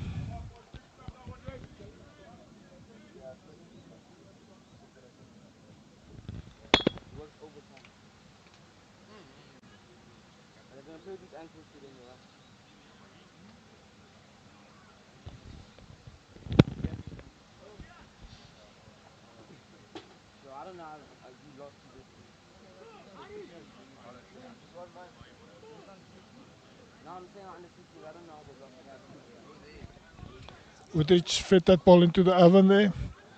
Quick ball by number 8, picked up by number 8, passed it out. Ball is available, which side?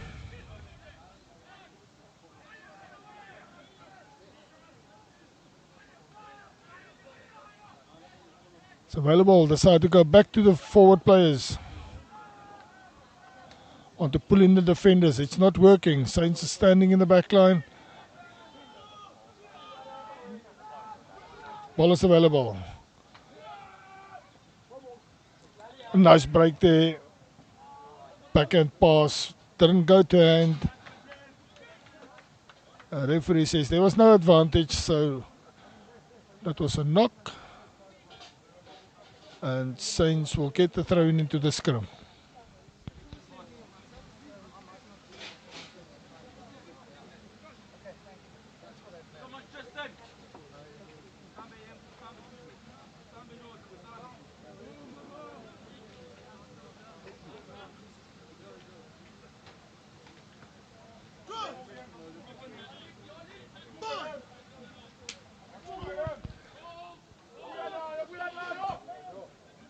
That's a very strong scrum by the Woodridge team. They also get a penalty from that scrum. Woodridge had no choice but to go with all their power. Try to get that ball, and they got it. Looking for a line out. 10 meters outside the 22-meter area of Saints.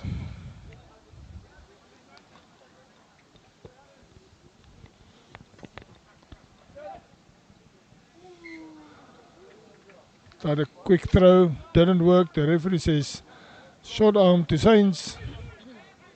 Probably didn't go 5 meters. You want to make a quick play, you have to plan ahead. Make sure your other players know what you're planning.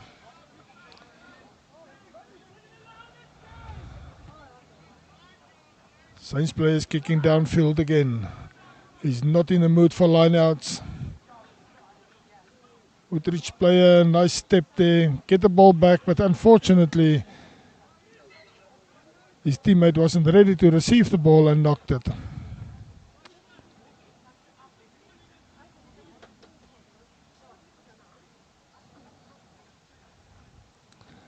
I'm sure that is not a movement they trained on practice on the beach yesterday.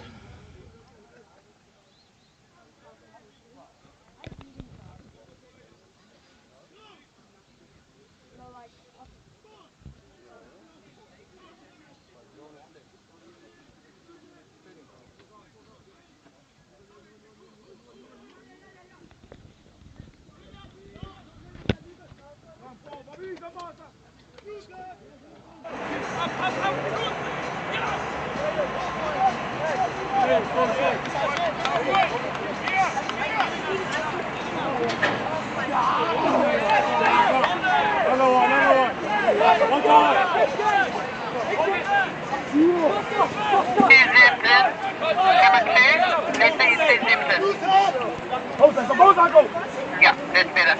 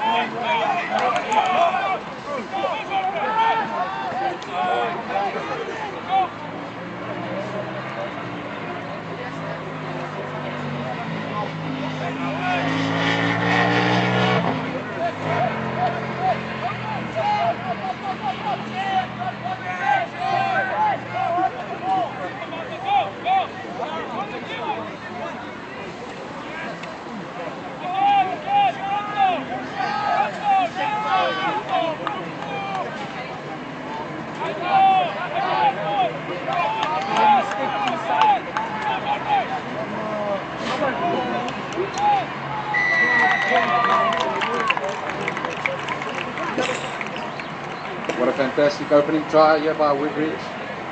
Good play by the forwards. Good patience shown. The score is 5-0 with a conversion to come.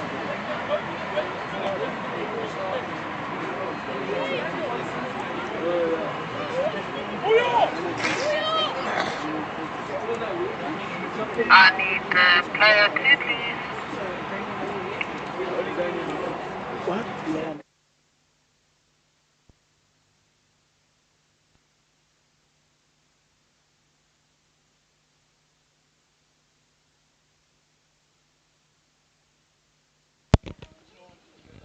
Nommer 10 gaan nou kyk of hy nog 2 punte kan byvoeg. En hy kry dit ook reg. Woodridge wat na so 19 minute se spel met 7-0 voorloop hier in die eerste helfte.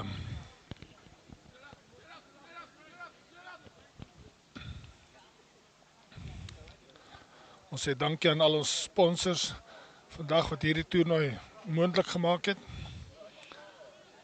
Ons dank gaan ook aan Access, Internet Your Way, wat hierdie uitsending moontlik maak, om daarna julle sitkamers, TV-kamers, kantore, hospitaalbeddens, waar julle ook al sit en kyk, China, ons het 'n Chinese vriend gehad 2 dae terug, so selfs van daar af kyk hulle, ons is baie dankbaar, ons sê dankie vir Access.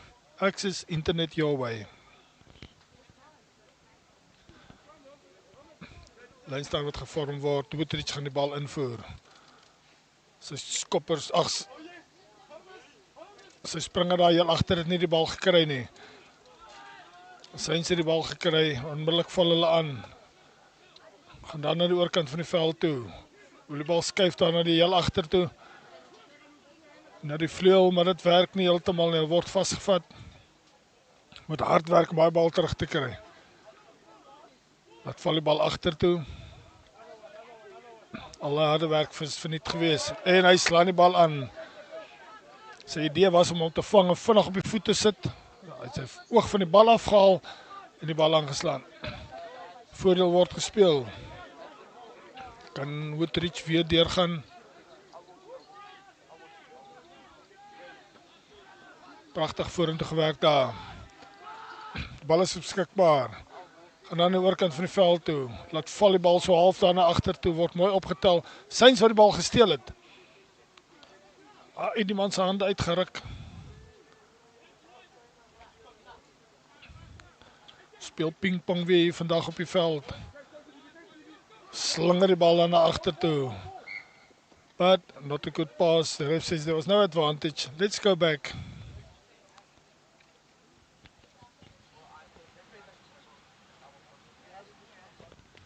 Scrum signs. It was a knock by Woodridge.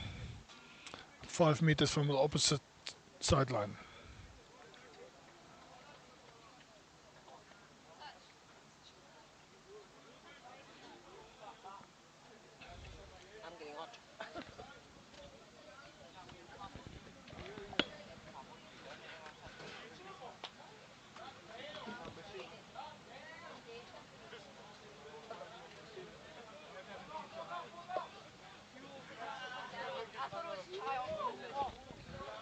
Pragtige hoë skoppie daar.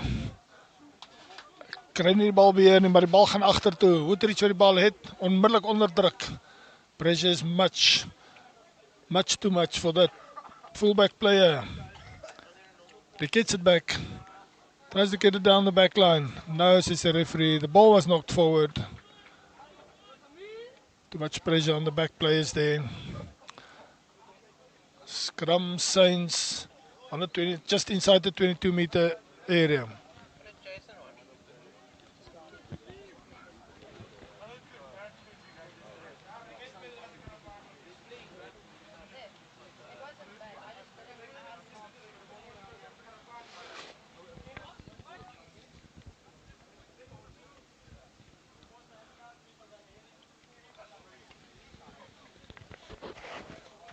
Skeieregter wat nou eers 'n bietjie met hulle gepraat het, wil seker maak hulle verstaan hoe dit werk. Woodridge wat 'n baie sterk skram het, maar sy stel die bal op daar agter, gebreek deur, word vasgevat so 10 meter van die doellyn af. Gets the ball back. The Woodridge defense is good. Solid. What can Saints do here? Gets the ball back. Come back to the forward players. The referee says, no, it's not working for me. It didn't release the player. Penalty. Quick tap, and he goes over for a try. Saints that hits back straight away. Going 5-7 with 1.5 minutes to go. Can the number 10 get 2 points? Make this a tie. Both teams had a very good tournament here at Glenwood House School.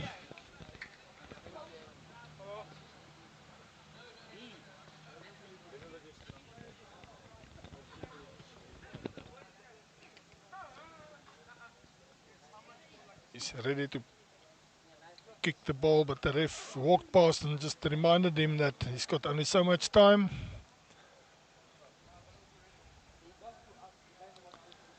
There's no time clock that we can show you. They got 90 seconds to take the kick. Comes forward, hits the ball well. And no extra points.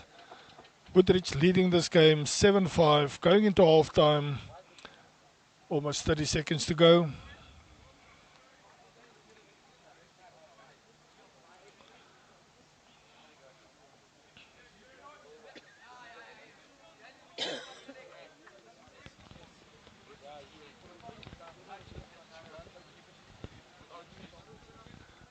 Woodridge to restart this game. 15 minutes on the clock, 15 seconds on the clock. I'm sure that neither Woodridge nor Saints would want 15 minutes on the clock.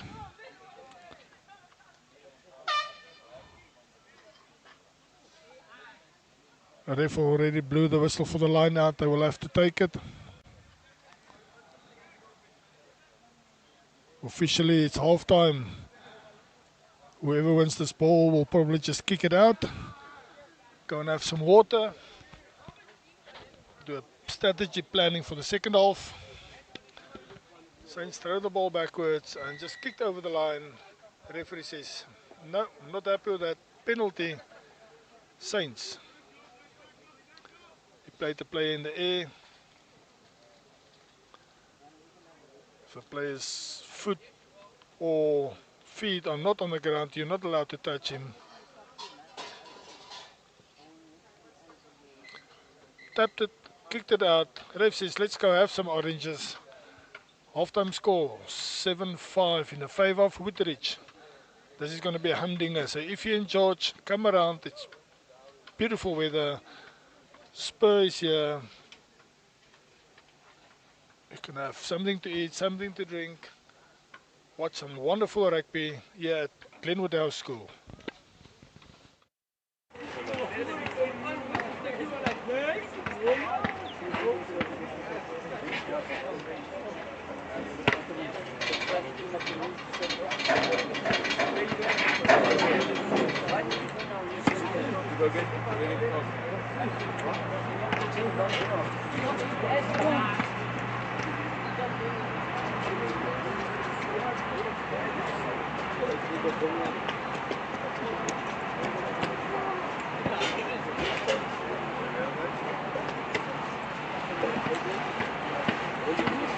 Half-time score here, 7 points to Woodridge, 5 points to St Andrews.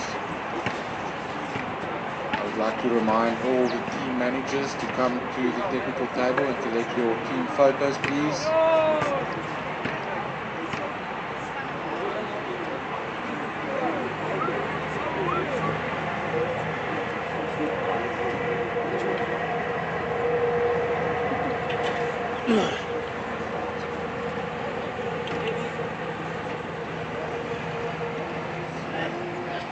Look at our shadow.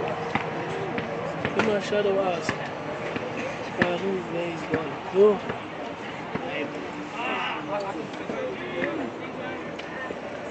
The sun is hitting us. We had some umbrella.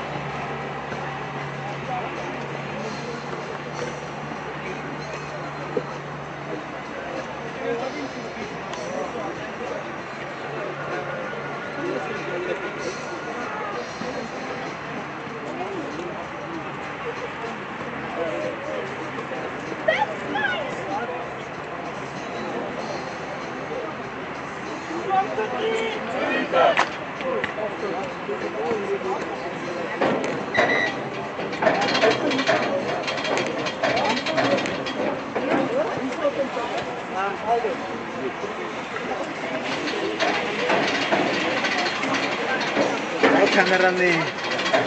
Ndabona ano isa. Ay, pama. Ano di play am nata. Kaso Nangabi ko niya. wala ko YouTube.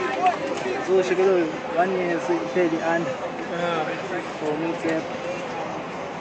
so 122 name. September. Bandile tepenta ndiyenza trials yaba nedocs zami. Tasfumana. Tasfumana lokho. Samxelela.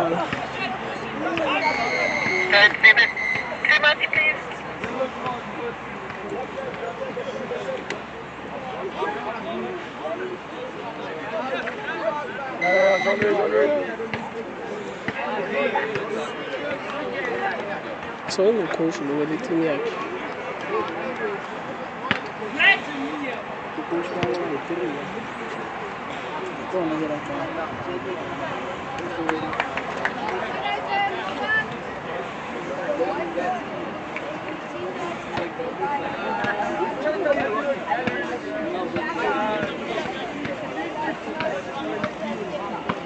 Into ezincane ziyadala.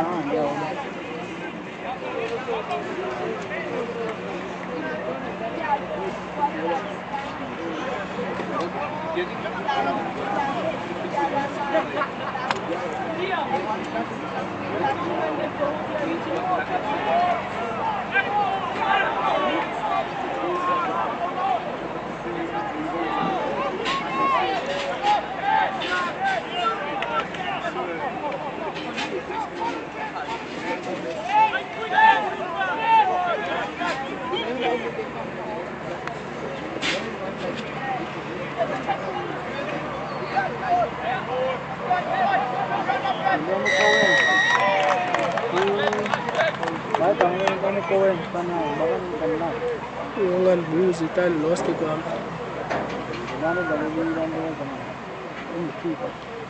Ubani?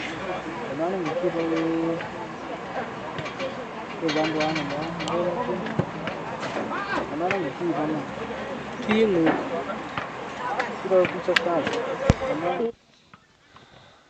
Pragtig, die tweede helft het pragtig begin.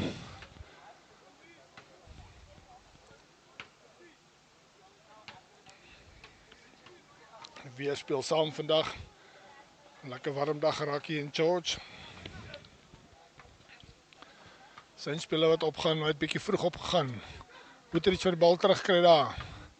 Pragtige breekslag daar so. Sterk hardloop op sy voete, maar word neergebring. Weer terug vir die Woodridge spelers. Ongelukkig aangeslaan. Skeieregter sê nee, kom terug. Skrammy op die 10 meter stippellyn. Nice break there by the Woodridge players. Unfortunately a knock there.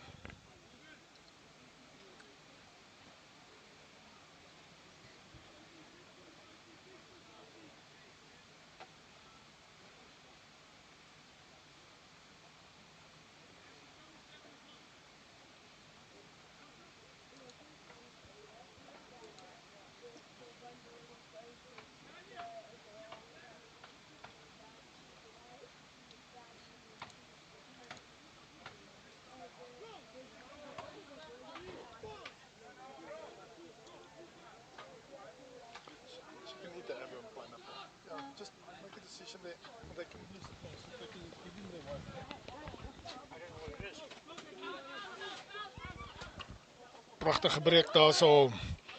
Saints is lus om weer deur te gaan vir nog 'n 7 punter of skopper mis, so net 5 punte kry. Saints het die bal beskikbaar. Goes down the back line. There's a forward player. He bursts forward. Taking down, ball is available. Unfortunately, Saints player knocked the ball in the back line there, but the referee says the defense was offline, offside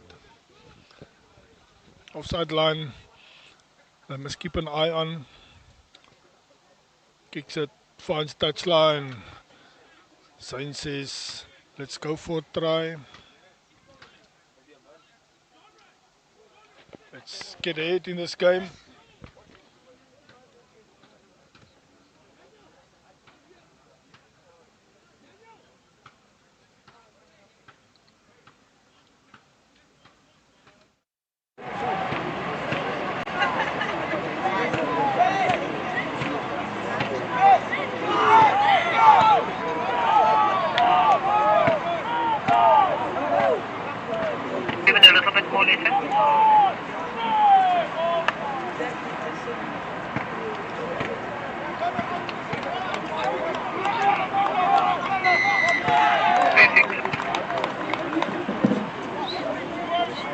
Remember to keep them in the middle of your screen.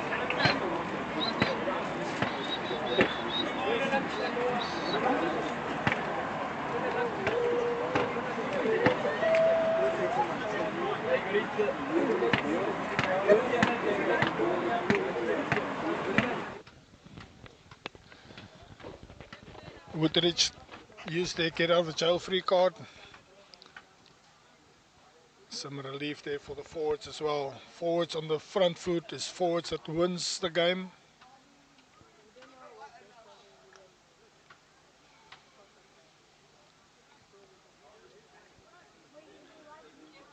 Referee needs to talk to a few players there first. Guys, it's not time for a shareholder meeting. Let's get the game going. Woodridge players going forward to the ball.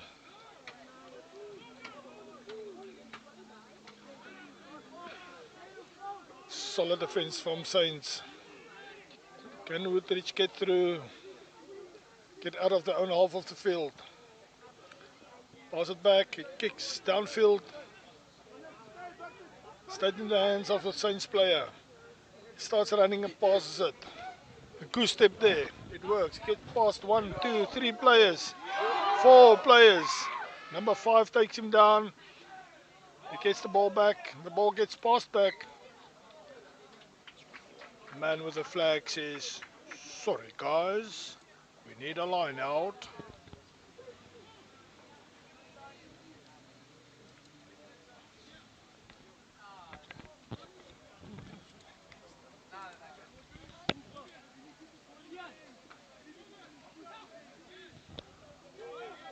Woodridge wins the ball. In front.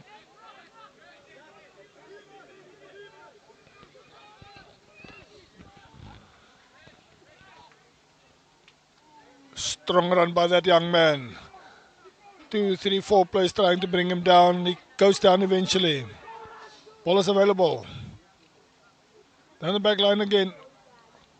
Beautiful pass there. Ref says, unfortunately, it was passed forward. Scrum Saints.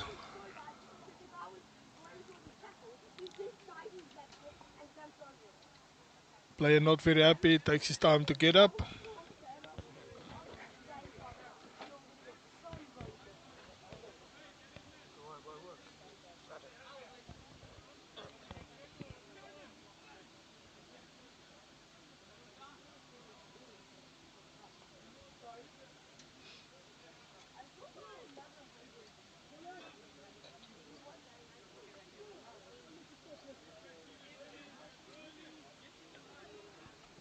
That's a nice solid scrum until the ball got to the back. And Saints stopped pushing forward. Nice movement in the back line there. Just couldn't get the ball back in time. Saints still got it though. The referee is playing advantage. Says no advantage. It was a knock by the Woodridge players. Let's take a step back.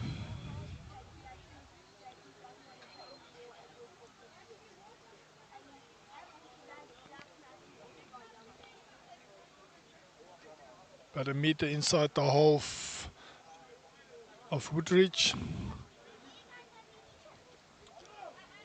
Main pavilion side of the field. About 15 meters from the sideline.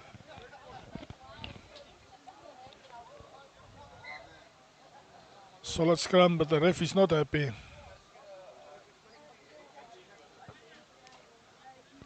Talking to the Saints players there.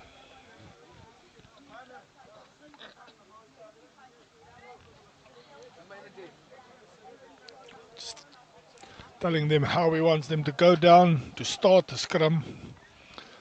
If you have a good solid base, then it will be a good scrum.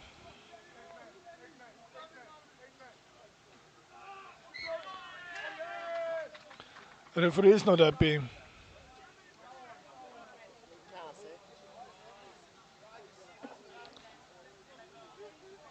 Ball came out, but it was a knock. Woodridge to feed the ball.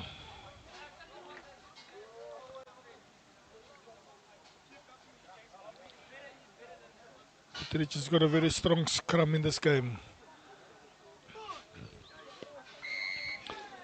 The referee says, no, Saints, you push too quickly. You must wait for my signal. Penalty, Woodridge. What can this young man do? Gain some solid ground. Have a good line out. Go for another 5-pointer.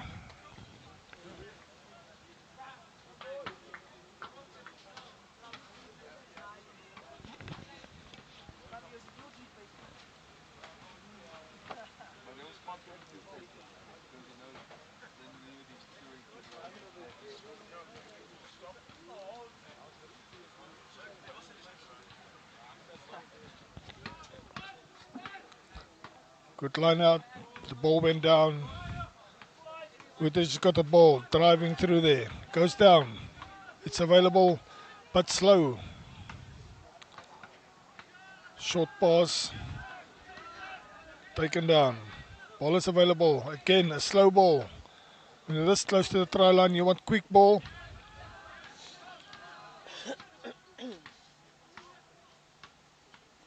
Try to go around 2 players there.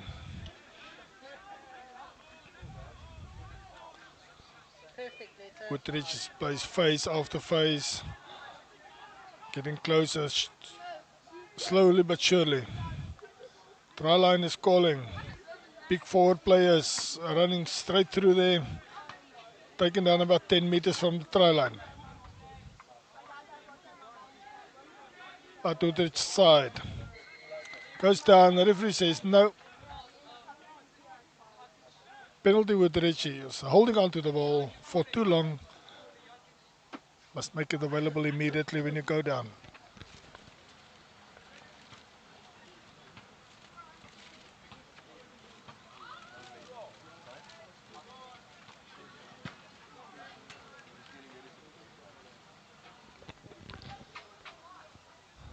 Lyn staan so halfpad tussen middellyn en die 22 meter lyn.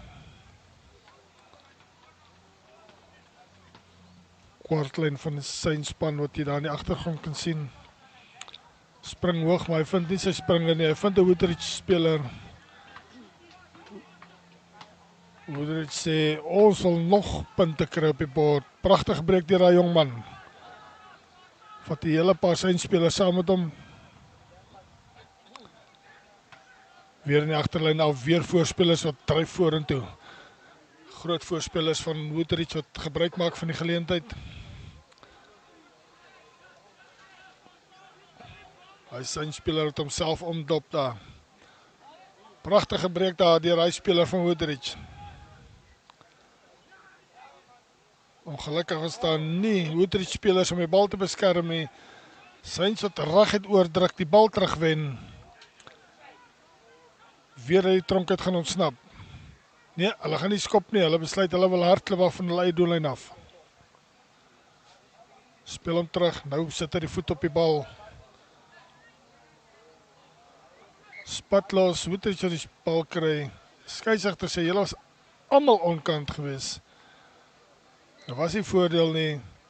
Strafskop in die middel van die veld, reg voor die pale. Syns wat 'n sug van verligting kan slaak.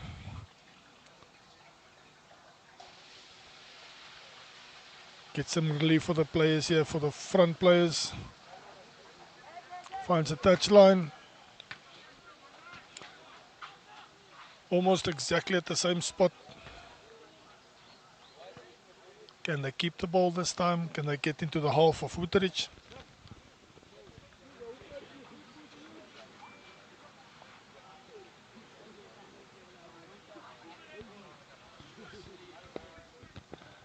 Tien minute se speeltyd oorbly in hierdie eerste helfte.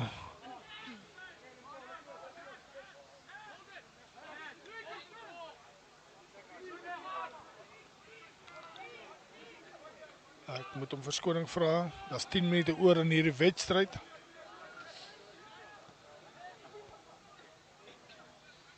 Woodridge wat al die speelwerk doen op hierdie stadium. Ongelukkig slaan hulle die bal aan daar. Net daai afronding wat kort kom. Hulle loop voor 7-5 met 10 minute wat oorbly.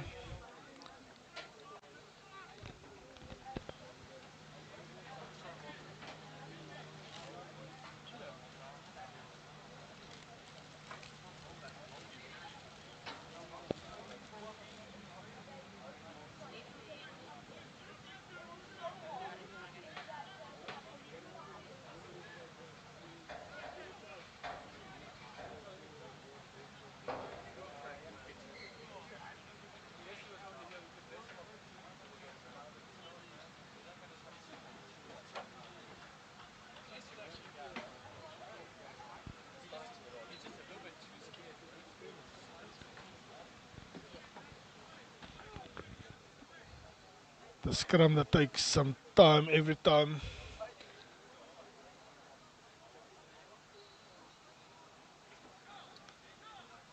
Quick ball, but the Woodridge scrum is just too strong for them. But the referee says, no Woodridge, you're driving in and around, so penalty Saints.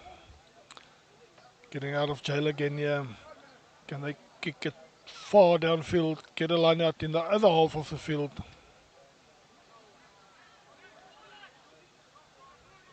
Not out, but in the hands of a Woodridge player. Makes it available. Slow ball because number 9 was not there to play it.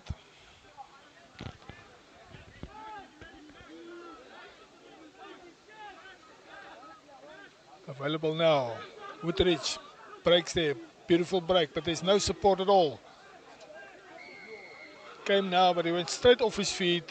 A big forward player of Woodridge. Immediate penalty. The ref is not even playing advantage there.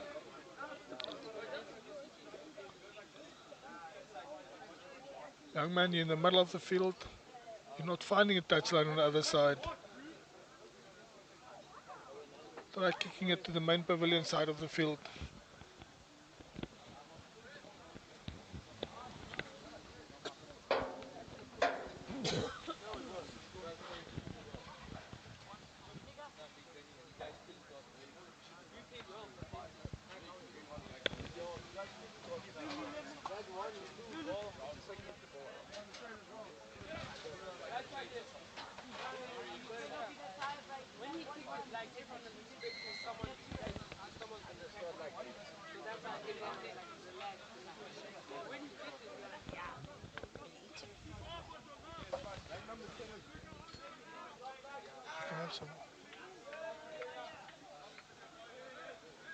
Finds the touchline this side.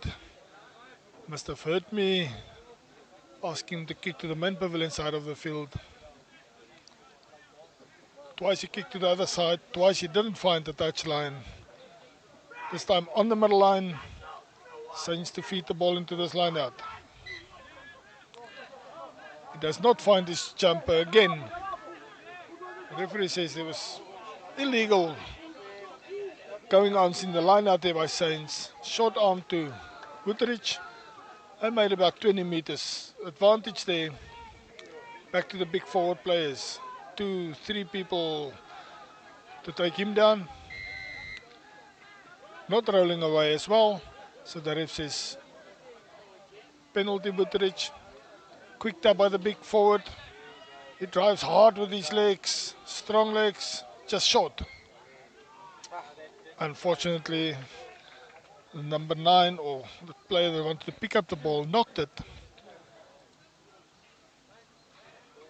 Saints again very lucky there. And no points scored against them. 5-meter scrum in front of the uprights.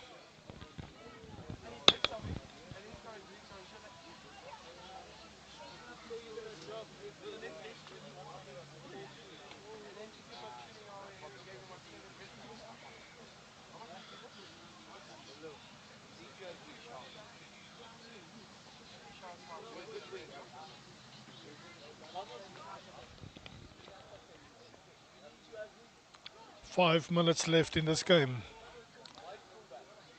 Will the final score be 5-7 to Woodridge? Will Woodridge get... That's a strong scrum. They definitely want more points. Picked up by number 8. driving hard. What does the ref say? Held up. There was advantage for penalty. Also 1 or 2 injuries there that they will have to look at. The referee was not happy there.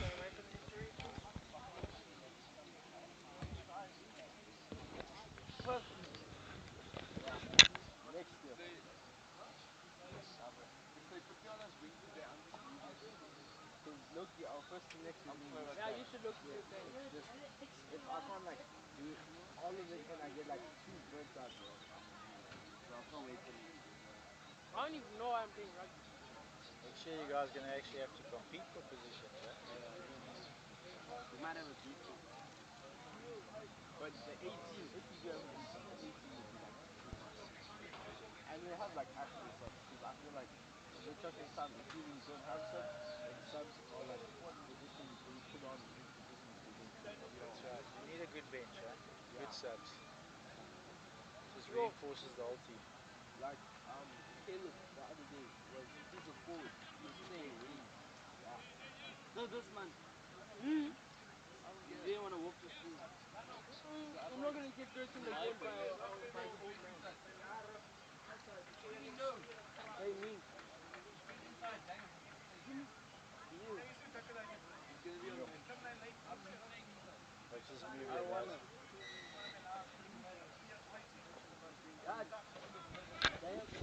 Skeieregters gelukkig dat die wedstryd weer kan begin. 3 minute se speeltyd oorbly in hierdie wedstryd.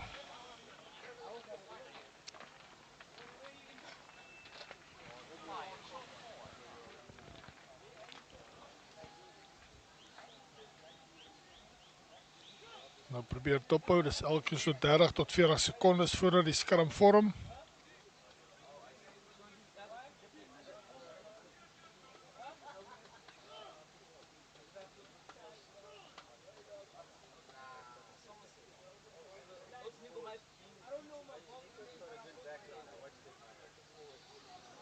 Pragtige breek daar, gaan hy oorkom. Skeieregter sê ja, pragtige 3 gedruk daar deur die Woodridge spelers. Hulle vat hulle voorsprong na 7 punte toe. Nou 12-5 met die skop om te gaan. Can the number 10 from Woodridge add another 2 points? Did well with the first try.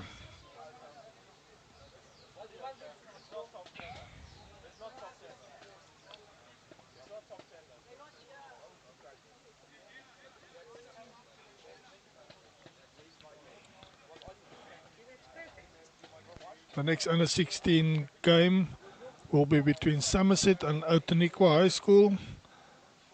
They were invited to come and play a game here today.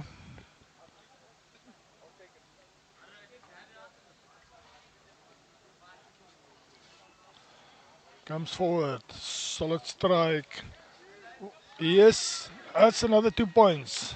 14-5 in the favor of Woodridge.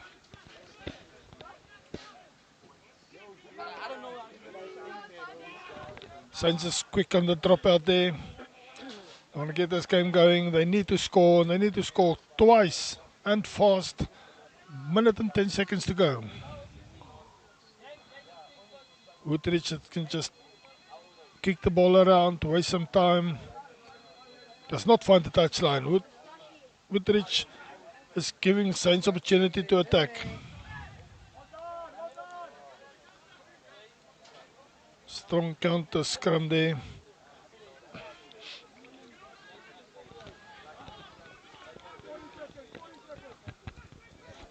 Veertig secondes om te gaan. Wat kan Saints doen? Kan hulle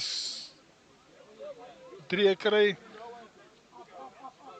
It's not impossible, but unlikely that they will score twice in 30 seconds.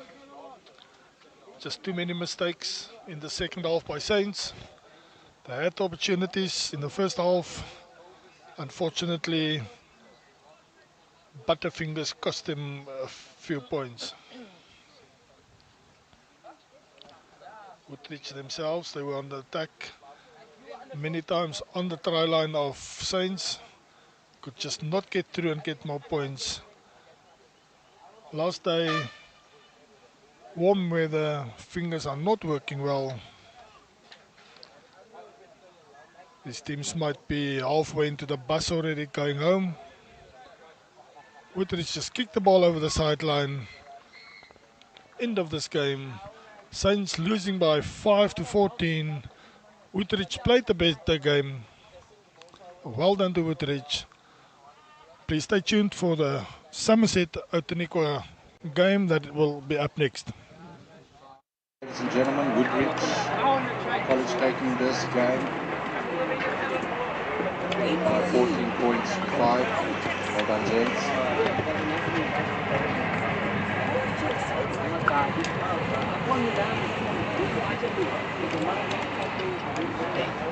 I had a problem with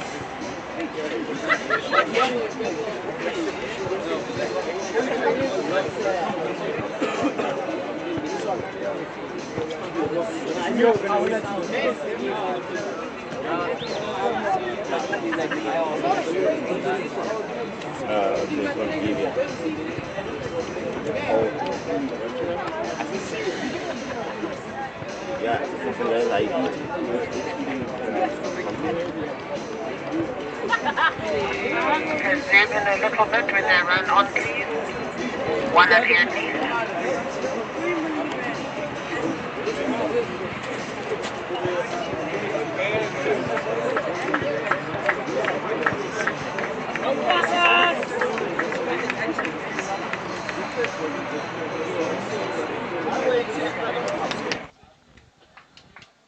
Outeniqua High School got an invitation to come and play. They brought the under-16C team.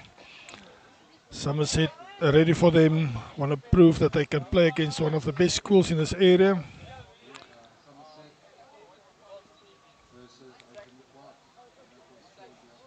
The 16A team of Outeniqua is very good. We'll see today how the under-16C team plays. Should they be in the A team? Should they stay in the C team? That is something they want to prove to the coaches today. So Somerset will have to know their story to stop this team. Somerset had good games this series, this event. I'm sure they want to prove a point as well today. And Outeniqua will start this game. Kicks it very deep. What will Somerset do? Passes it, unfortunately, he knocks the ball forward. Outeniqua immediately will have a scrum, about 15, maybe 20 meters from the try line.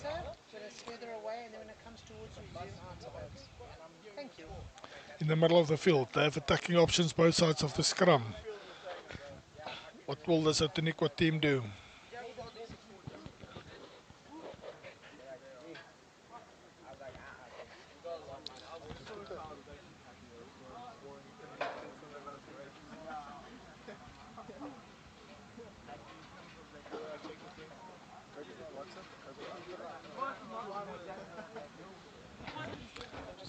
Outeniqua forced their way through there, almost there. Short comes to the back line. Gets taken down. Outeniqua under attack, face after face. Can Somerset defend last? Can it keep up to this barrage of attacks? Pumps him out of the way there. Back to the back line. Forward pace, want to go through. Makes it available. That's quick ball. Breaks back to the inside and goes over. Try number 1. Well played by Outeniqua there. They kept it to the forwards. And then suddenly went wide. Broke back to the inside. Defenders scored on the wrong foot. 5 points to Outeniqua inside the first minute.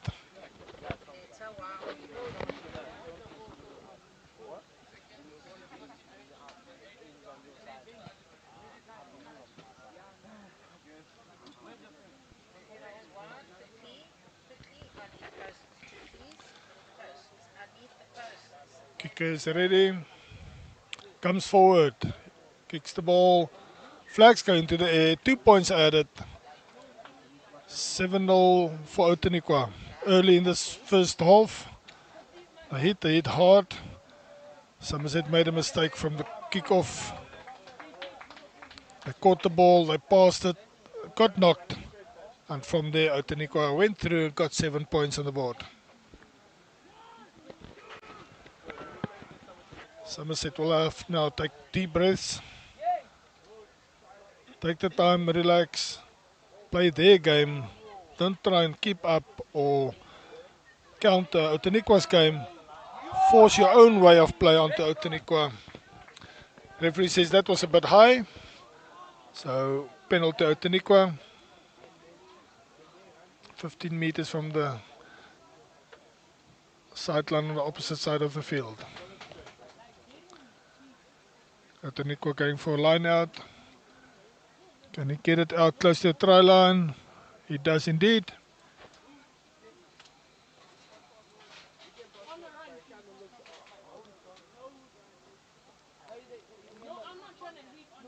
About 10-12 meters from the try line. Will they get a quick ball and drive over? Will they get a quick ball to the back line? What did the coaches of Outeniqua say to the players? Play wide, play fast, or play inside? Going for a drive.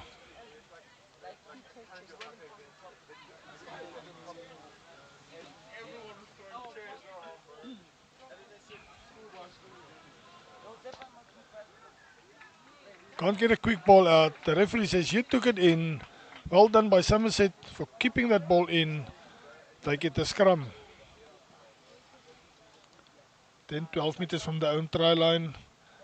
First scrum of the game.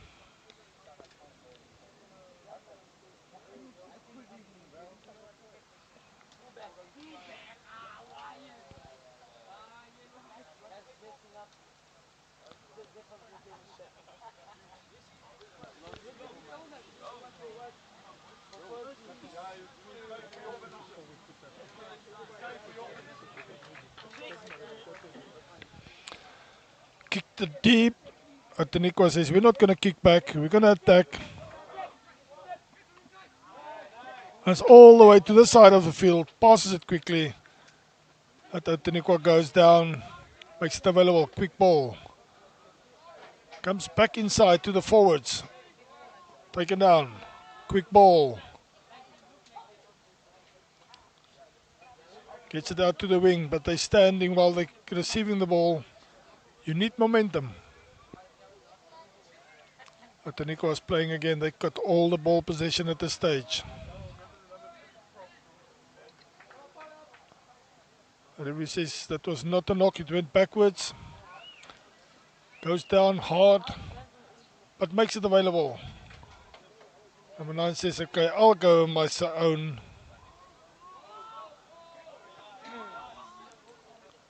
It is available. Try to break again. Outeniqua players think that this will be easy game. They will get through easily. Just dropped it backwards at the ref. Somerset kicked it through, but they cannot put enough pressure on the player. It's available for Outeniqua. Forwards were a bit slow there to follow up on that kick. A knock again, picked up by Somerset. And driven over the sideline. The referee says, no, we'll go back for a scrum. The knock was first.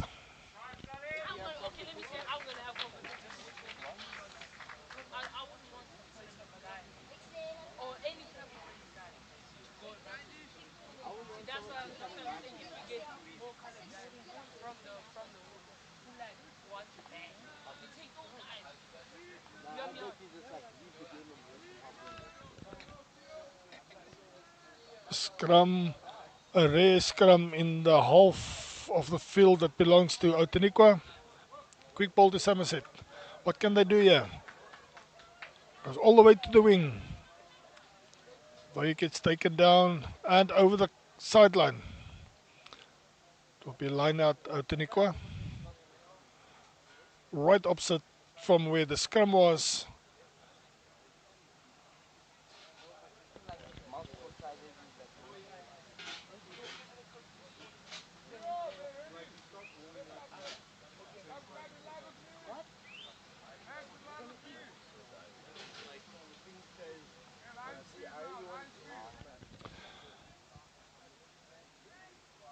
He finds his jumper that knocks it back.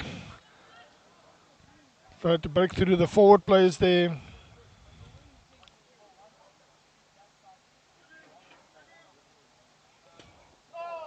Tried to put it on the foot, but into a Somerset player.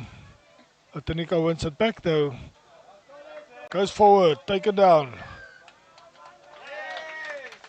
The referee says you're holding on to the ball for too long. Outeniqua, Somerset has got a good opportunity, a golden opportunity to get some points.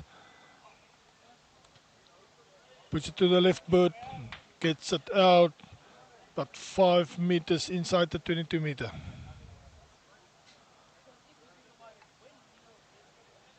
Can the Somerset number 2 find his jumper? Can they drive?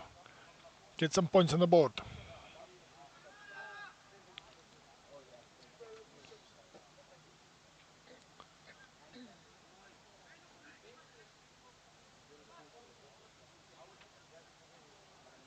Did not find his jumper. It went into the hands of a Outeniqua player. Goes down, makes it available.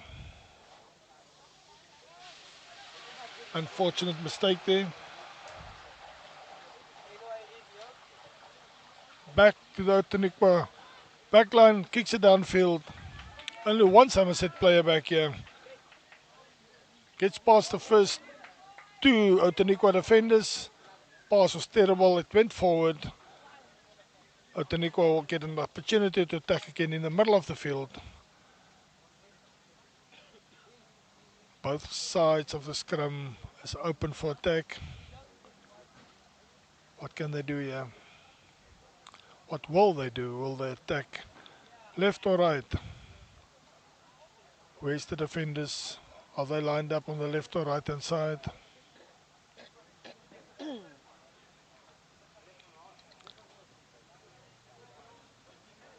Number 9 went to the left hand side. Quick rubber kick there. Somerset makes it available. Goes back. Puts it to the boot. Directly into touch. I will go all the way back for the line out.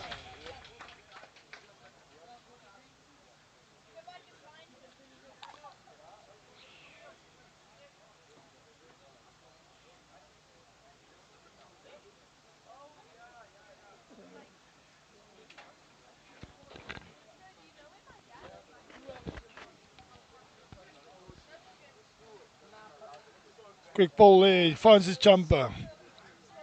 Down the back line. Tries to back through on his own there. It's taken down. Makes it available. Outeniqua on the attack here again. Takes 2 Somerset players to take 1 Outeniqua player down. They will have to work on that. Cannot leave gaps like that. Quick kick forward, but the ref says he was taken out after the kick. Penalty in the middle of the field, Outeniqua.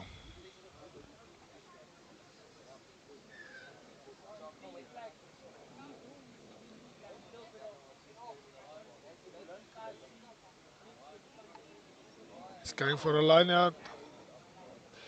Not the best kick I've seen today. He found touch though. Line out Outeniqua.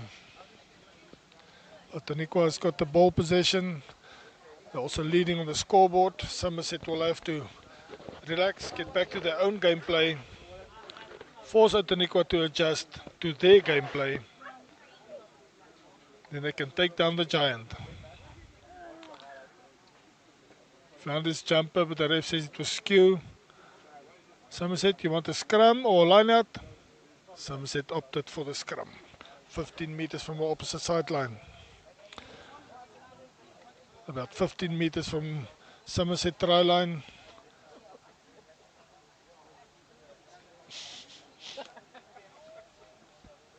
They will have to have a very good scrum here. Don't give Outeniqua 1 inch because they will take a meter. Solid scrum, quick ball. Somerset decided to run.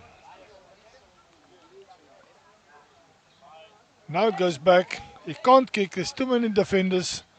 Referee says, no, guys, you were too fast, you were offside. Penalty Somerset. Get some relief for the big forward players. Gets it out, force a line out. That's what happened.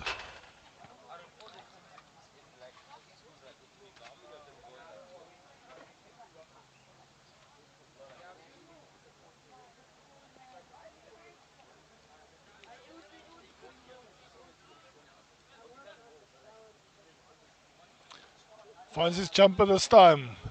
But the pass from the jumper to the number 9 was terrible. He knocked it, but the ref says we're holding on the ground, so penalty Somerset.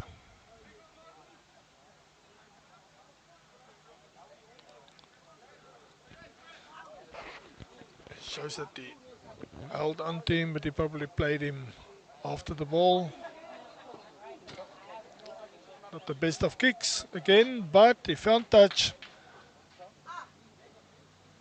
He got another line out, another chance to go forward.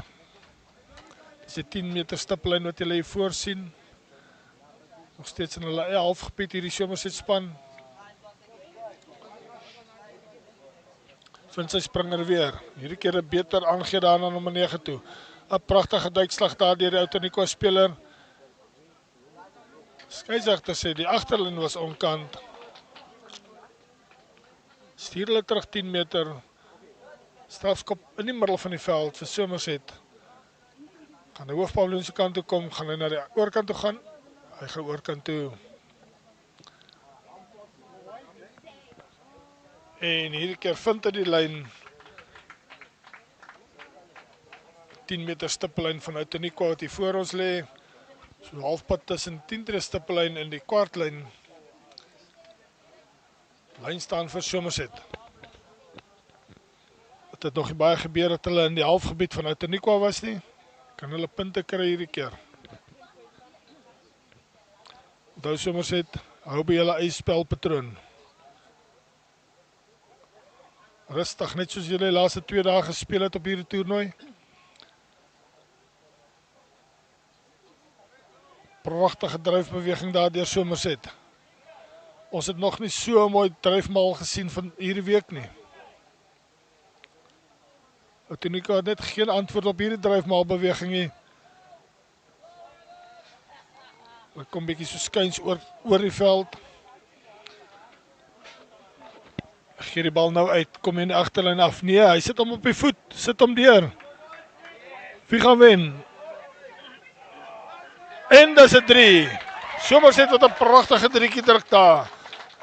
Outeniqua speler wat ook die bal in die hand gehad. Maar Somerset het hom uit sy hand uit druk, grond toe gaan en die 3 druk. Pragtige beweging daar, mooi dryfmaal beweging. Driving ball was perfect. Kick was perfect. Follow up, nearly perfect. Got the ball with the Outeniqua player. Both went over the try line. Somerset player had more power. Overruled the Outeniqua player, went down and got the 5 points. Can number 10 make it 7? No, unfortunately not. It went to the right of the right upright. 5-7. 8,5 minute wat oorbly in die eerste helfte.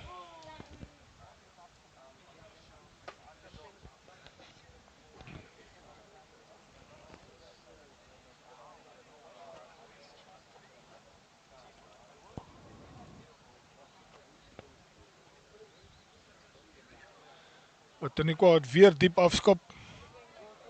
They started this half with a kick deep into the half of Somerset. They did it again. This time they get the line out. Somerset controlled the ball, but unfortunately there were attackers or defenders from Outeniqua that drove them over the sideline.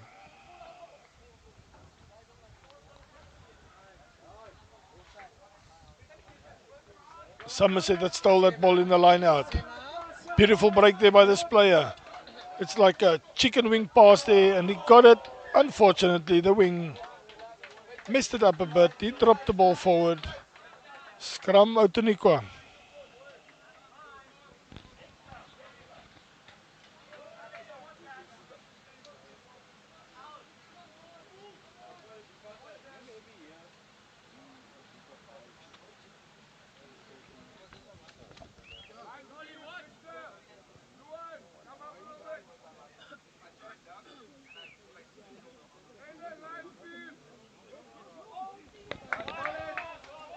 Prachtig loop Somerset met daardie scrum.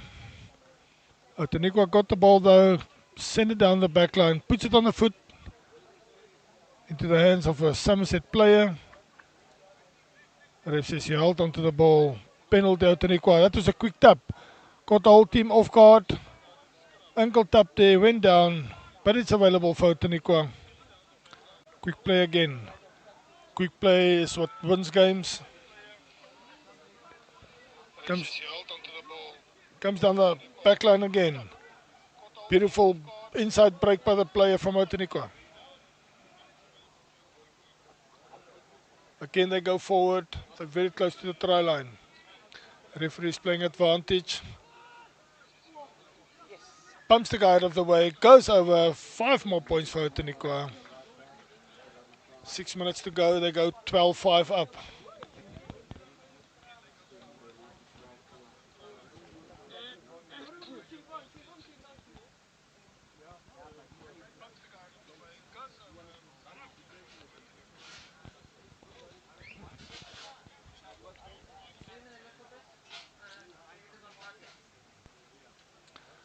Outeniqua player number 8 that's going to kick. It's a solid straight to the middle.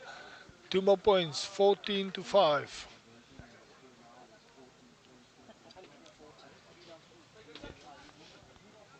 Our scorekeeper is a bit trigger happy. Nearly gave them 100 extra points there. No communication between those two players. The referee says, no, you knocked it forward. Let's nominate who's going to take that ball. Somerset again got a golden opportunity here to get some points. They're not out of this game yet. Just under 5 minutes to go in this half, and then another 25 minutes. Plenty of time to make up the difference.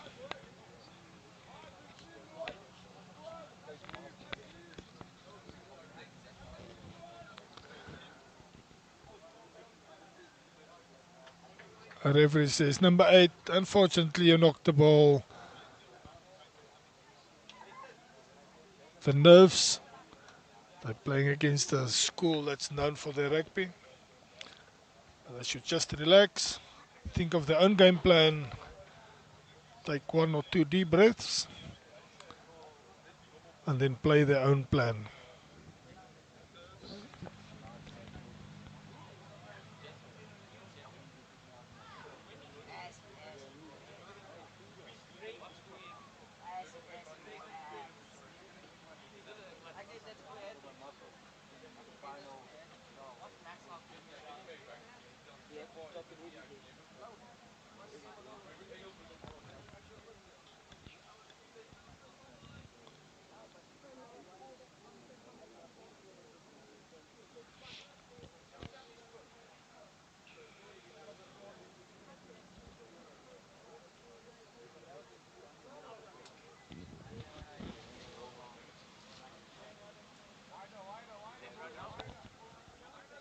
That's a strong scrum by the Somerset team. They showed Outeniqua there, they got more power, but it went down the back line of Outeniqua. Almost lost the ball there.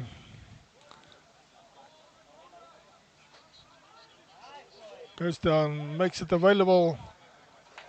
Outeniqua knocks it on. Another golden opportunity here in the middle of the field. But 10 meters outside the 22-meter area of Outeniqua. Both sides can be attacked. What will Somerset do?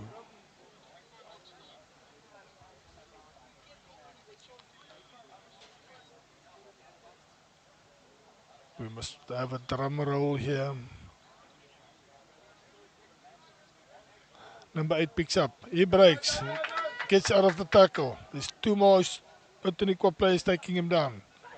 It's available Somerset side. To a big forward players. Boom! Into the Outeniqua player.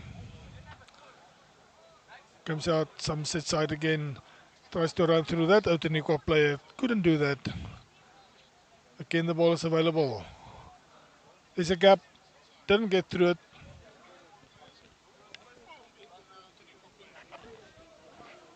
Somerset is still on the same advantage line where the scrum was. They made no advantage at all. No gain. That was a great break. That is gaining some meters there. 6 meters from the try line. Referee is playing advantage. They keep going around.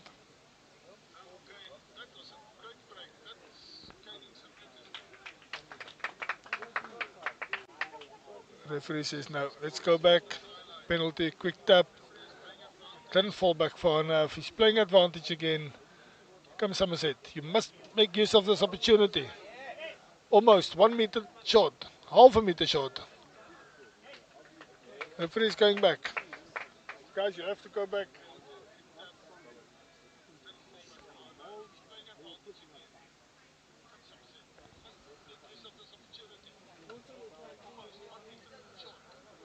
This time it will take more time. Plan better, quick tap, play it back. That guy was unfortunately standing still, but he went over anyway. He got a gap there. Goes down, takes 5 points. Goes up to 10-14 in the favour of Outeniqua. Good play by Somerset players there. It's not always a good thing to go fast. A quick tap, take your time, strategize. Make sure that what you do well.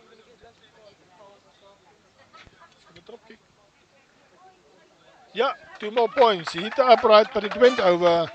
12-14. Anybody's game here. That is half time. That was some exciting rugby in this half. We'll see you on the other side of half time.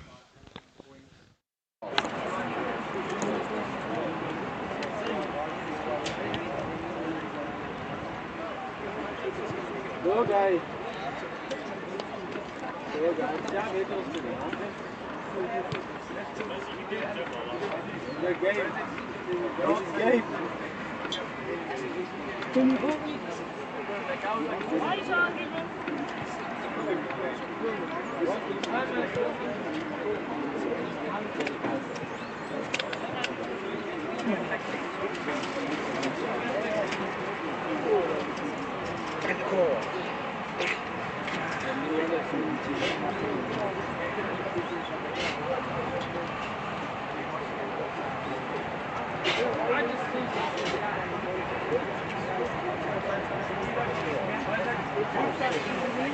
The third medal.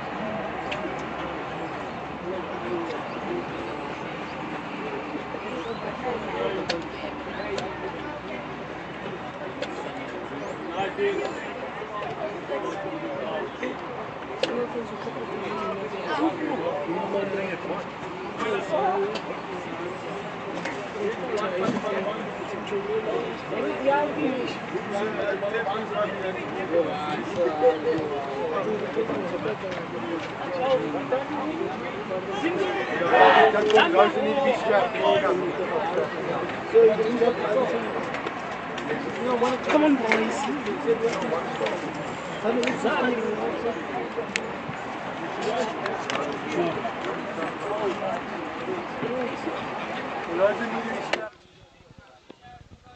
Welcome back after this short break.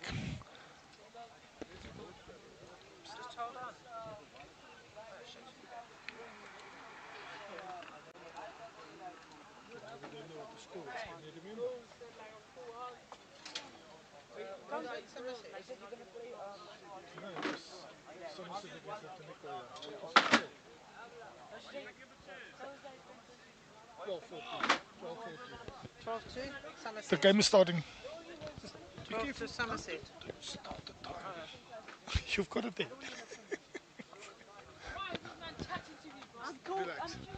Pragtige begin daar so deur die span van Somerset. Wat onmiddellike lyn staan afdwing daar.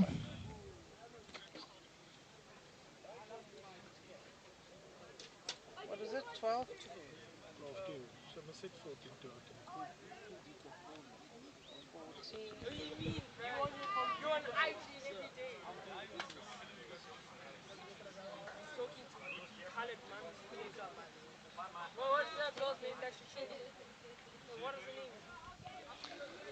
Outeniqua bal wen wat aan die agterlyn afgaan. Was nie 'n baie goeie aangee nie.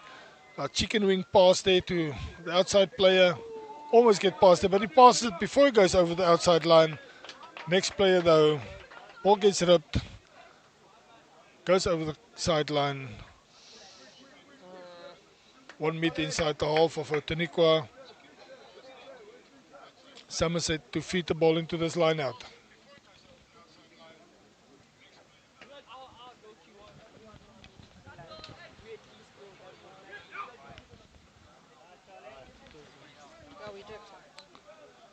Somerset wins that ball. Goes down the sideline. Beautiful break there. Makes it available. Goes down the back line again. Two players keeping him up. The referee says there's no advantage. Let's go back for the penalty. There was a high tackle in the middle of the field. Somerset feels that the second half will belong to them. They didn't have a lot of the ball in the first half. Yet only 2 points behind. If they get a chance here.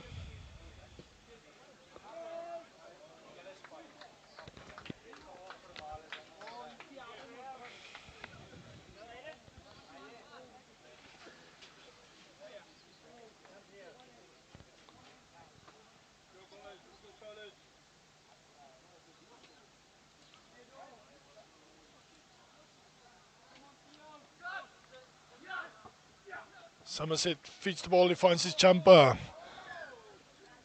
They want to drive, but the referee says he knocked the ball forward. Scrum Outeniqua.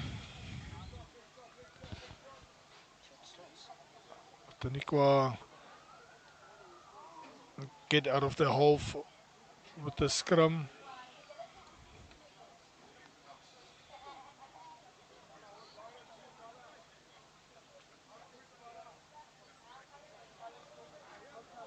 Very, very strong scrum by Somerset.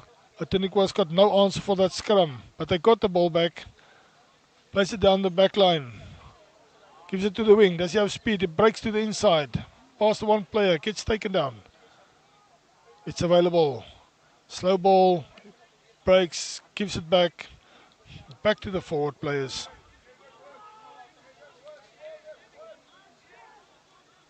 Loses the ball. Somerset won the ball back.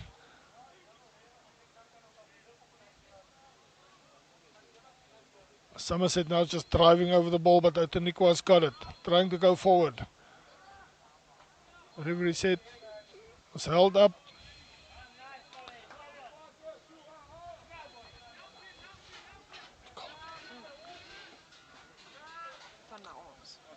Very good rugby being played there. Both teams came out the second half determined to take this game home. As in the first half, Outeniqua had all the ball, did all the attacking. So far in the first 4 minutes or so, Somerset has been doing all the attacking on the field. Now they get a penalty. Didn't roll away after the tackle.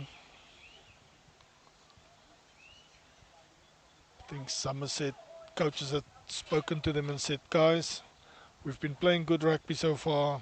Stick to our own game plan. Let's not worry about what Outeniqua will do. We can take this game. That was a fantastic kick. Just made it.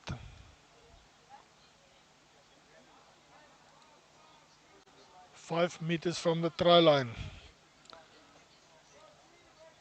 Was just outside the flag there.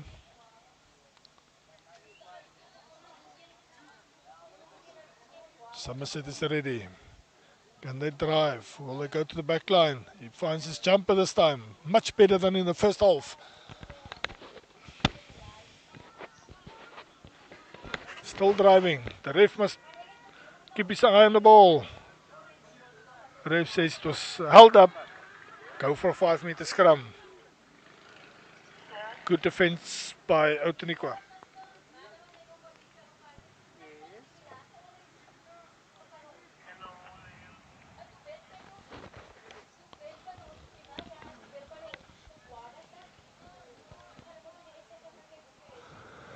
Somerset on the attack. 5 meter scrum.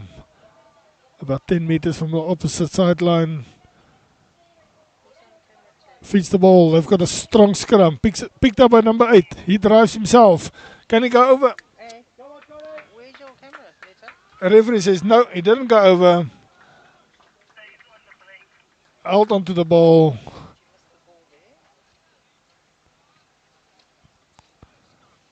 Penalty to Outeniqua. Get out of jail free there.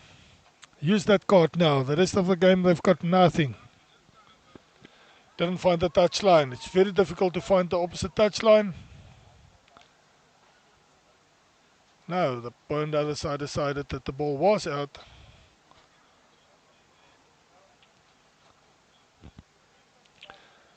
Lyn staan wat Outeniqua kan gooi so 2 meter binne hulle 18 tree stippellyn area. Oorkant van die veld.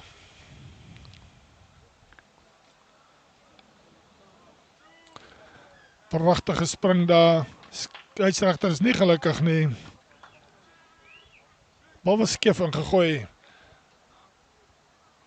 Somerset met die regte besluit. It's definitely the perfect choice. They have the strongest scrum. Why go for a line out that you can lose if you can scrum and have a better attack opportunity as 8 players are out of defence.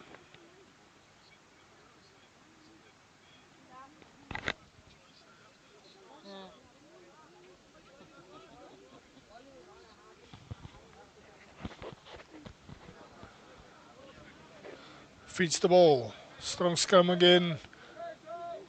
Number 8 keeps it in. The referee plays advantage. Picks it up now.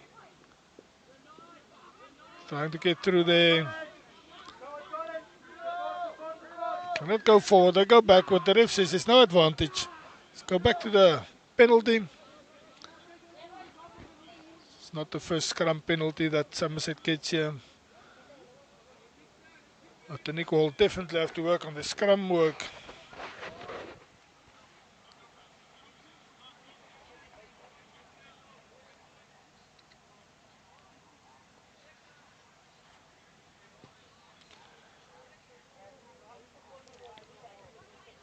Kicks it out 5 meters from the try line.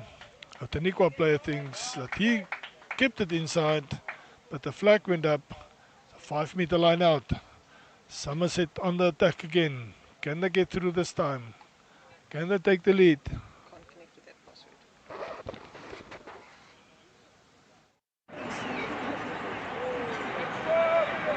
Go College!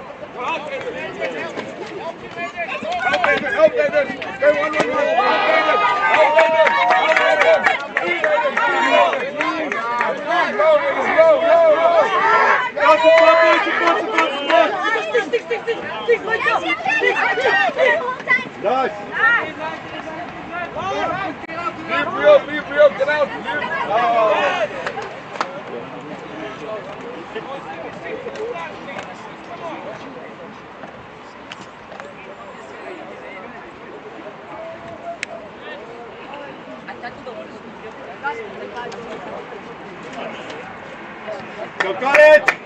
Come boys. Big scrum.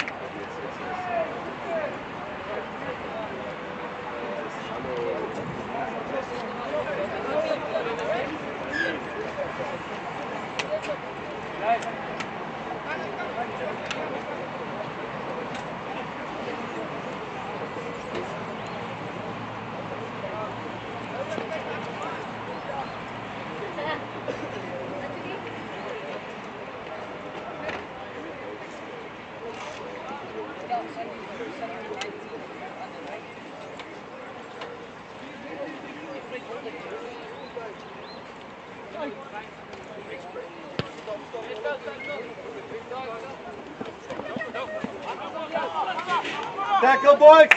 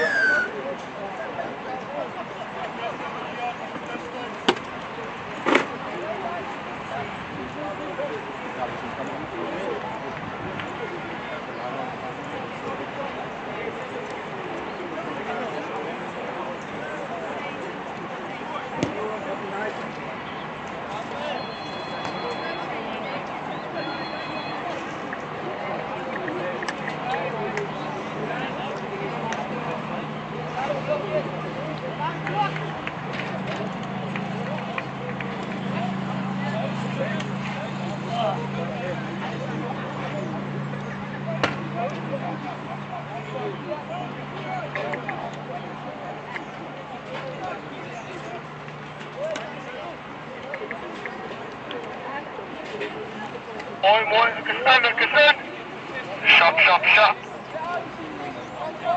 High sticks!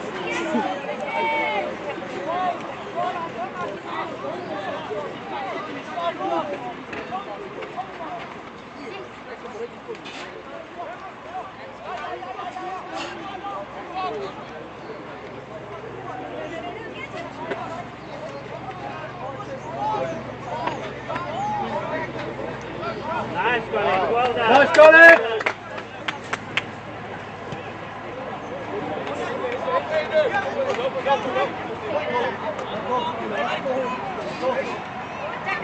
Tackle, tackle, tackle.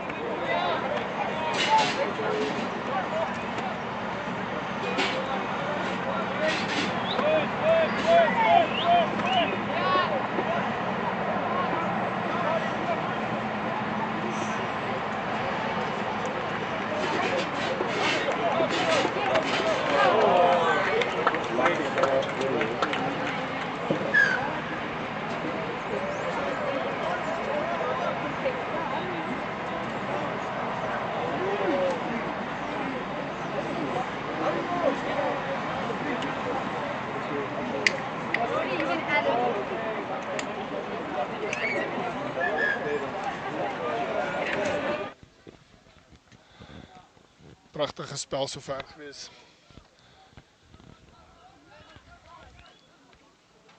Outeniqua wat nog punte wil hê. Hulle sê 2 punte voorsprong is nie genoeg nie.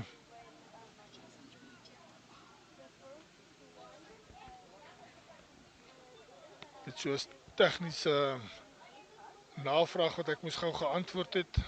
Daarom het jy my nie gehoor die laaste rukkie nie. Ons het daarom laat jy luister na die mense wat langs die veld staan.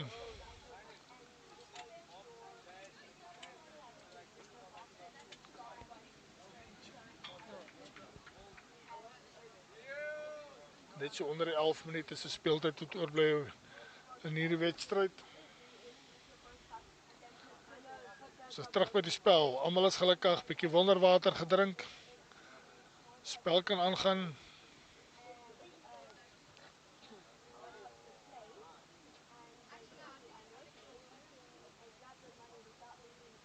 Scrum 5 meter from the sideline.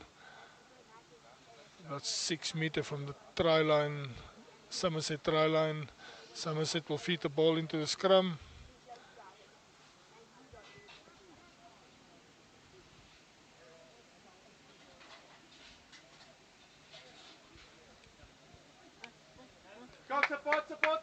Somerset het die bal gewen. Sommige breek ook daar. Pragtig daar, maar hy het net nie genoeg spoed gehad om deur te kom nie. Ook geen ondersteuning gehad nie. Skeieregter sê alles is nog legit. Gets the ball, puts it on the foot. Can he get it out? He does find the touchline. All good and well. The referee says directly into touch. He was outside his 22.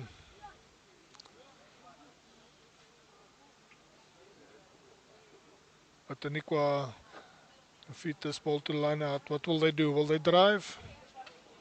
Will they give the ball to the winger? Misses his jumper, misses the back player as well. Somerset wins the ball again. Carbon copy of what just happened a while ago. This time the ref says, you do hold on to the ball for too long. Penalty, Outeniqua, quick tap. Number 10 runs, tries to break, and he gets through there. Comes back on the inside. A beautiful run there. Gets taken down about 10 meters from the try line.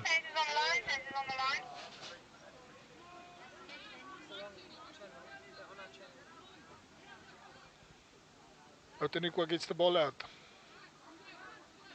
Sorry, the TV team is on channel 8. Quick ball down the line. Keep him upright, he goes down eventually. The referee says there was no advantage to Outeniqua. Somerset players were offside. Now they have to defend. Can't let the game run away with them now. Tap. Long pass. Tries to go by himself, the number 14. Gets taken down.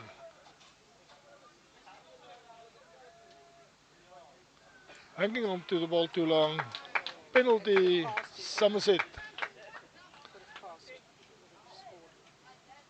Sometimes a dummy pass must be a real pass. They had the numbers on the outside. Went down, no support, had to hang on to the ball. Penalty, Somerset. The referee says, guys, please stand back 10. It's not a scrum.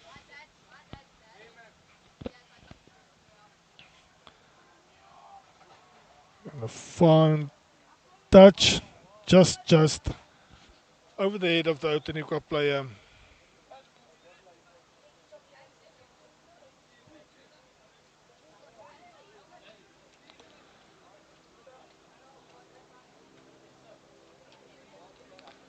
Half-time, the Somerset team realized that yes, it is Outeniqua, but yes, we can beat them. Came out very strong in the second half. Showed Outeniqua how to play the game. Somerset gets taken down. A referee says, you didn't roll away after the tackle.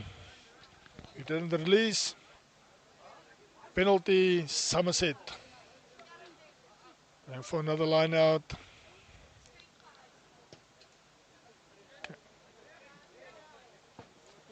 Over the head of the camera people on top here. I'm sure they were ready to duck. Nerves of steel. The cameras didn't even flinch while the ball came in their direction. Tap back. Tries to go on his own. Support is there, but is it fast enough? Yes, the ball is available. Kicks into the Outeniqua player. Game is going nowhere very fast. Referee says no. Holding on to the ball too long. Penalty Outeniqua. They don't want 3 points. They want to go for a line out.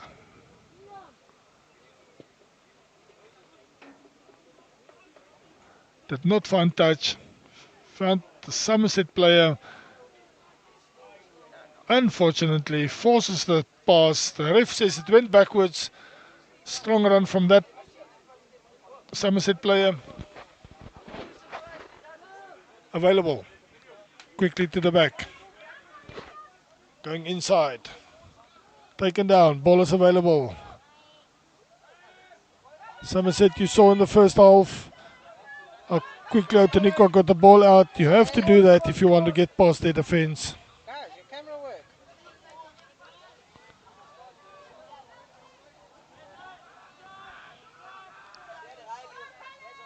Goes back. That's a goose step that I've never seen before. Very high one. It's available. Breaks back inside. He's isolated. What does the ref say? It's available on Somerset side. This game is going down to the wire. Got the ball down backline there. Going down. There were numbers on the side. Now the defenders has come to the side as well. Almost got through there. Supporters there. Outeniqua gets the penalty. Holding on to the ball. Nice passage of play there by Somerset. Unfortunately, that last movement was in such a way that he isolated himself.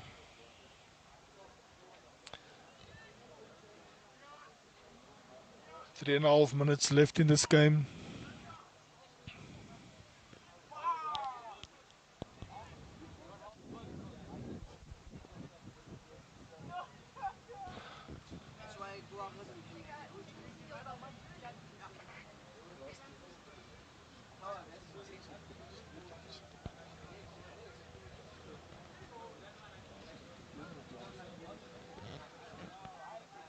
Outeniqua breaking through there. The defense was standing, waiting to see what Outeniqua is going. Gets it back. They've got options here. Breaks past one, goes down, passes it out, gets it to the wing. A play on the outside gets dumped onto the field. That was number 10 that's playing on, number 19. On wing there. Number 20 is ready to receive the ball. Finds his jumper. Goes down. picked up, driven back. See the ball. Zoom out. Zoom out. Ball is back for Somerset. Referee says you're holding on too long. Penalty Outeniqua. Quick tap. Plays it wide. Goes down, breaks back inside. Number 12 is supporting. The ball is available. Not as fast as the first half, but the ball came out. Taken down. Ball is available. Quick ball. Goes wide. Breaks inside.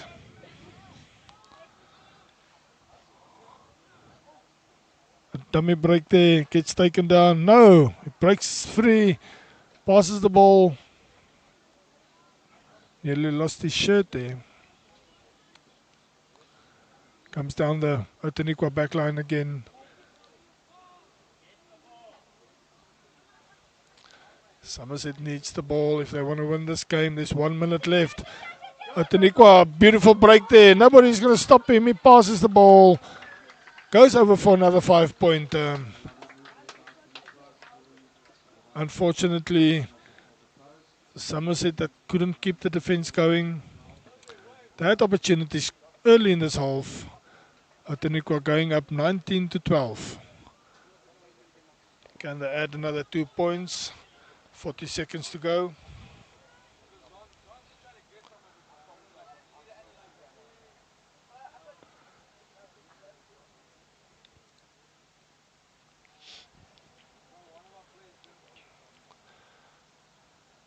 Somerset has played a very good game here. Came forward. Kicks, 2 more points added. 12-21. The referee says that's the game, guys.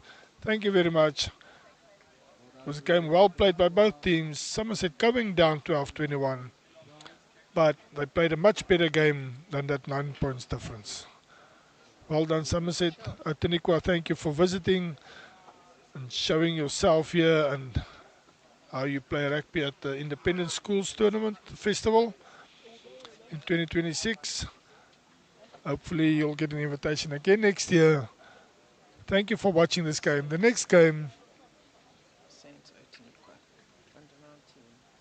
is Cornwall Hill versus Glenwood. I know. My apologies. We're going over to under 19s now. It would be Saints versus Outeniqua under 19C. Let's see if Saints, the under 19 team, can take the game to Outeniqua.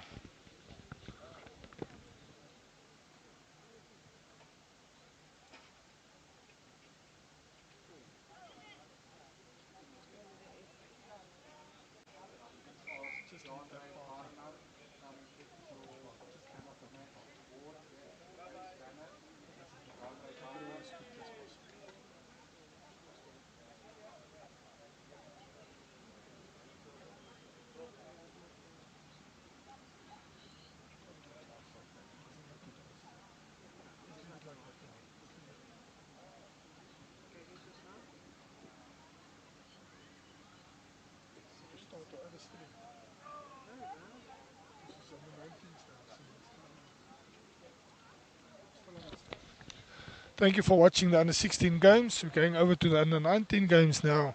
And as you can see on the chat there's a new link for the under 19 games. We'll be going over there in a few seconds. Thank you for watching.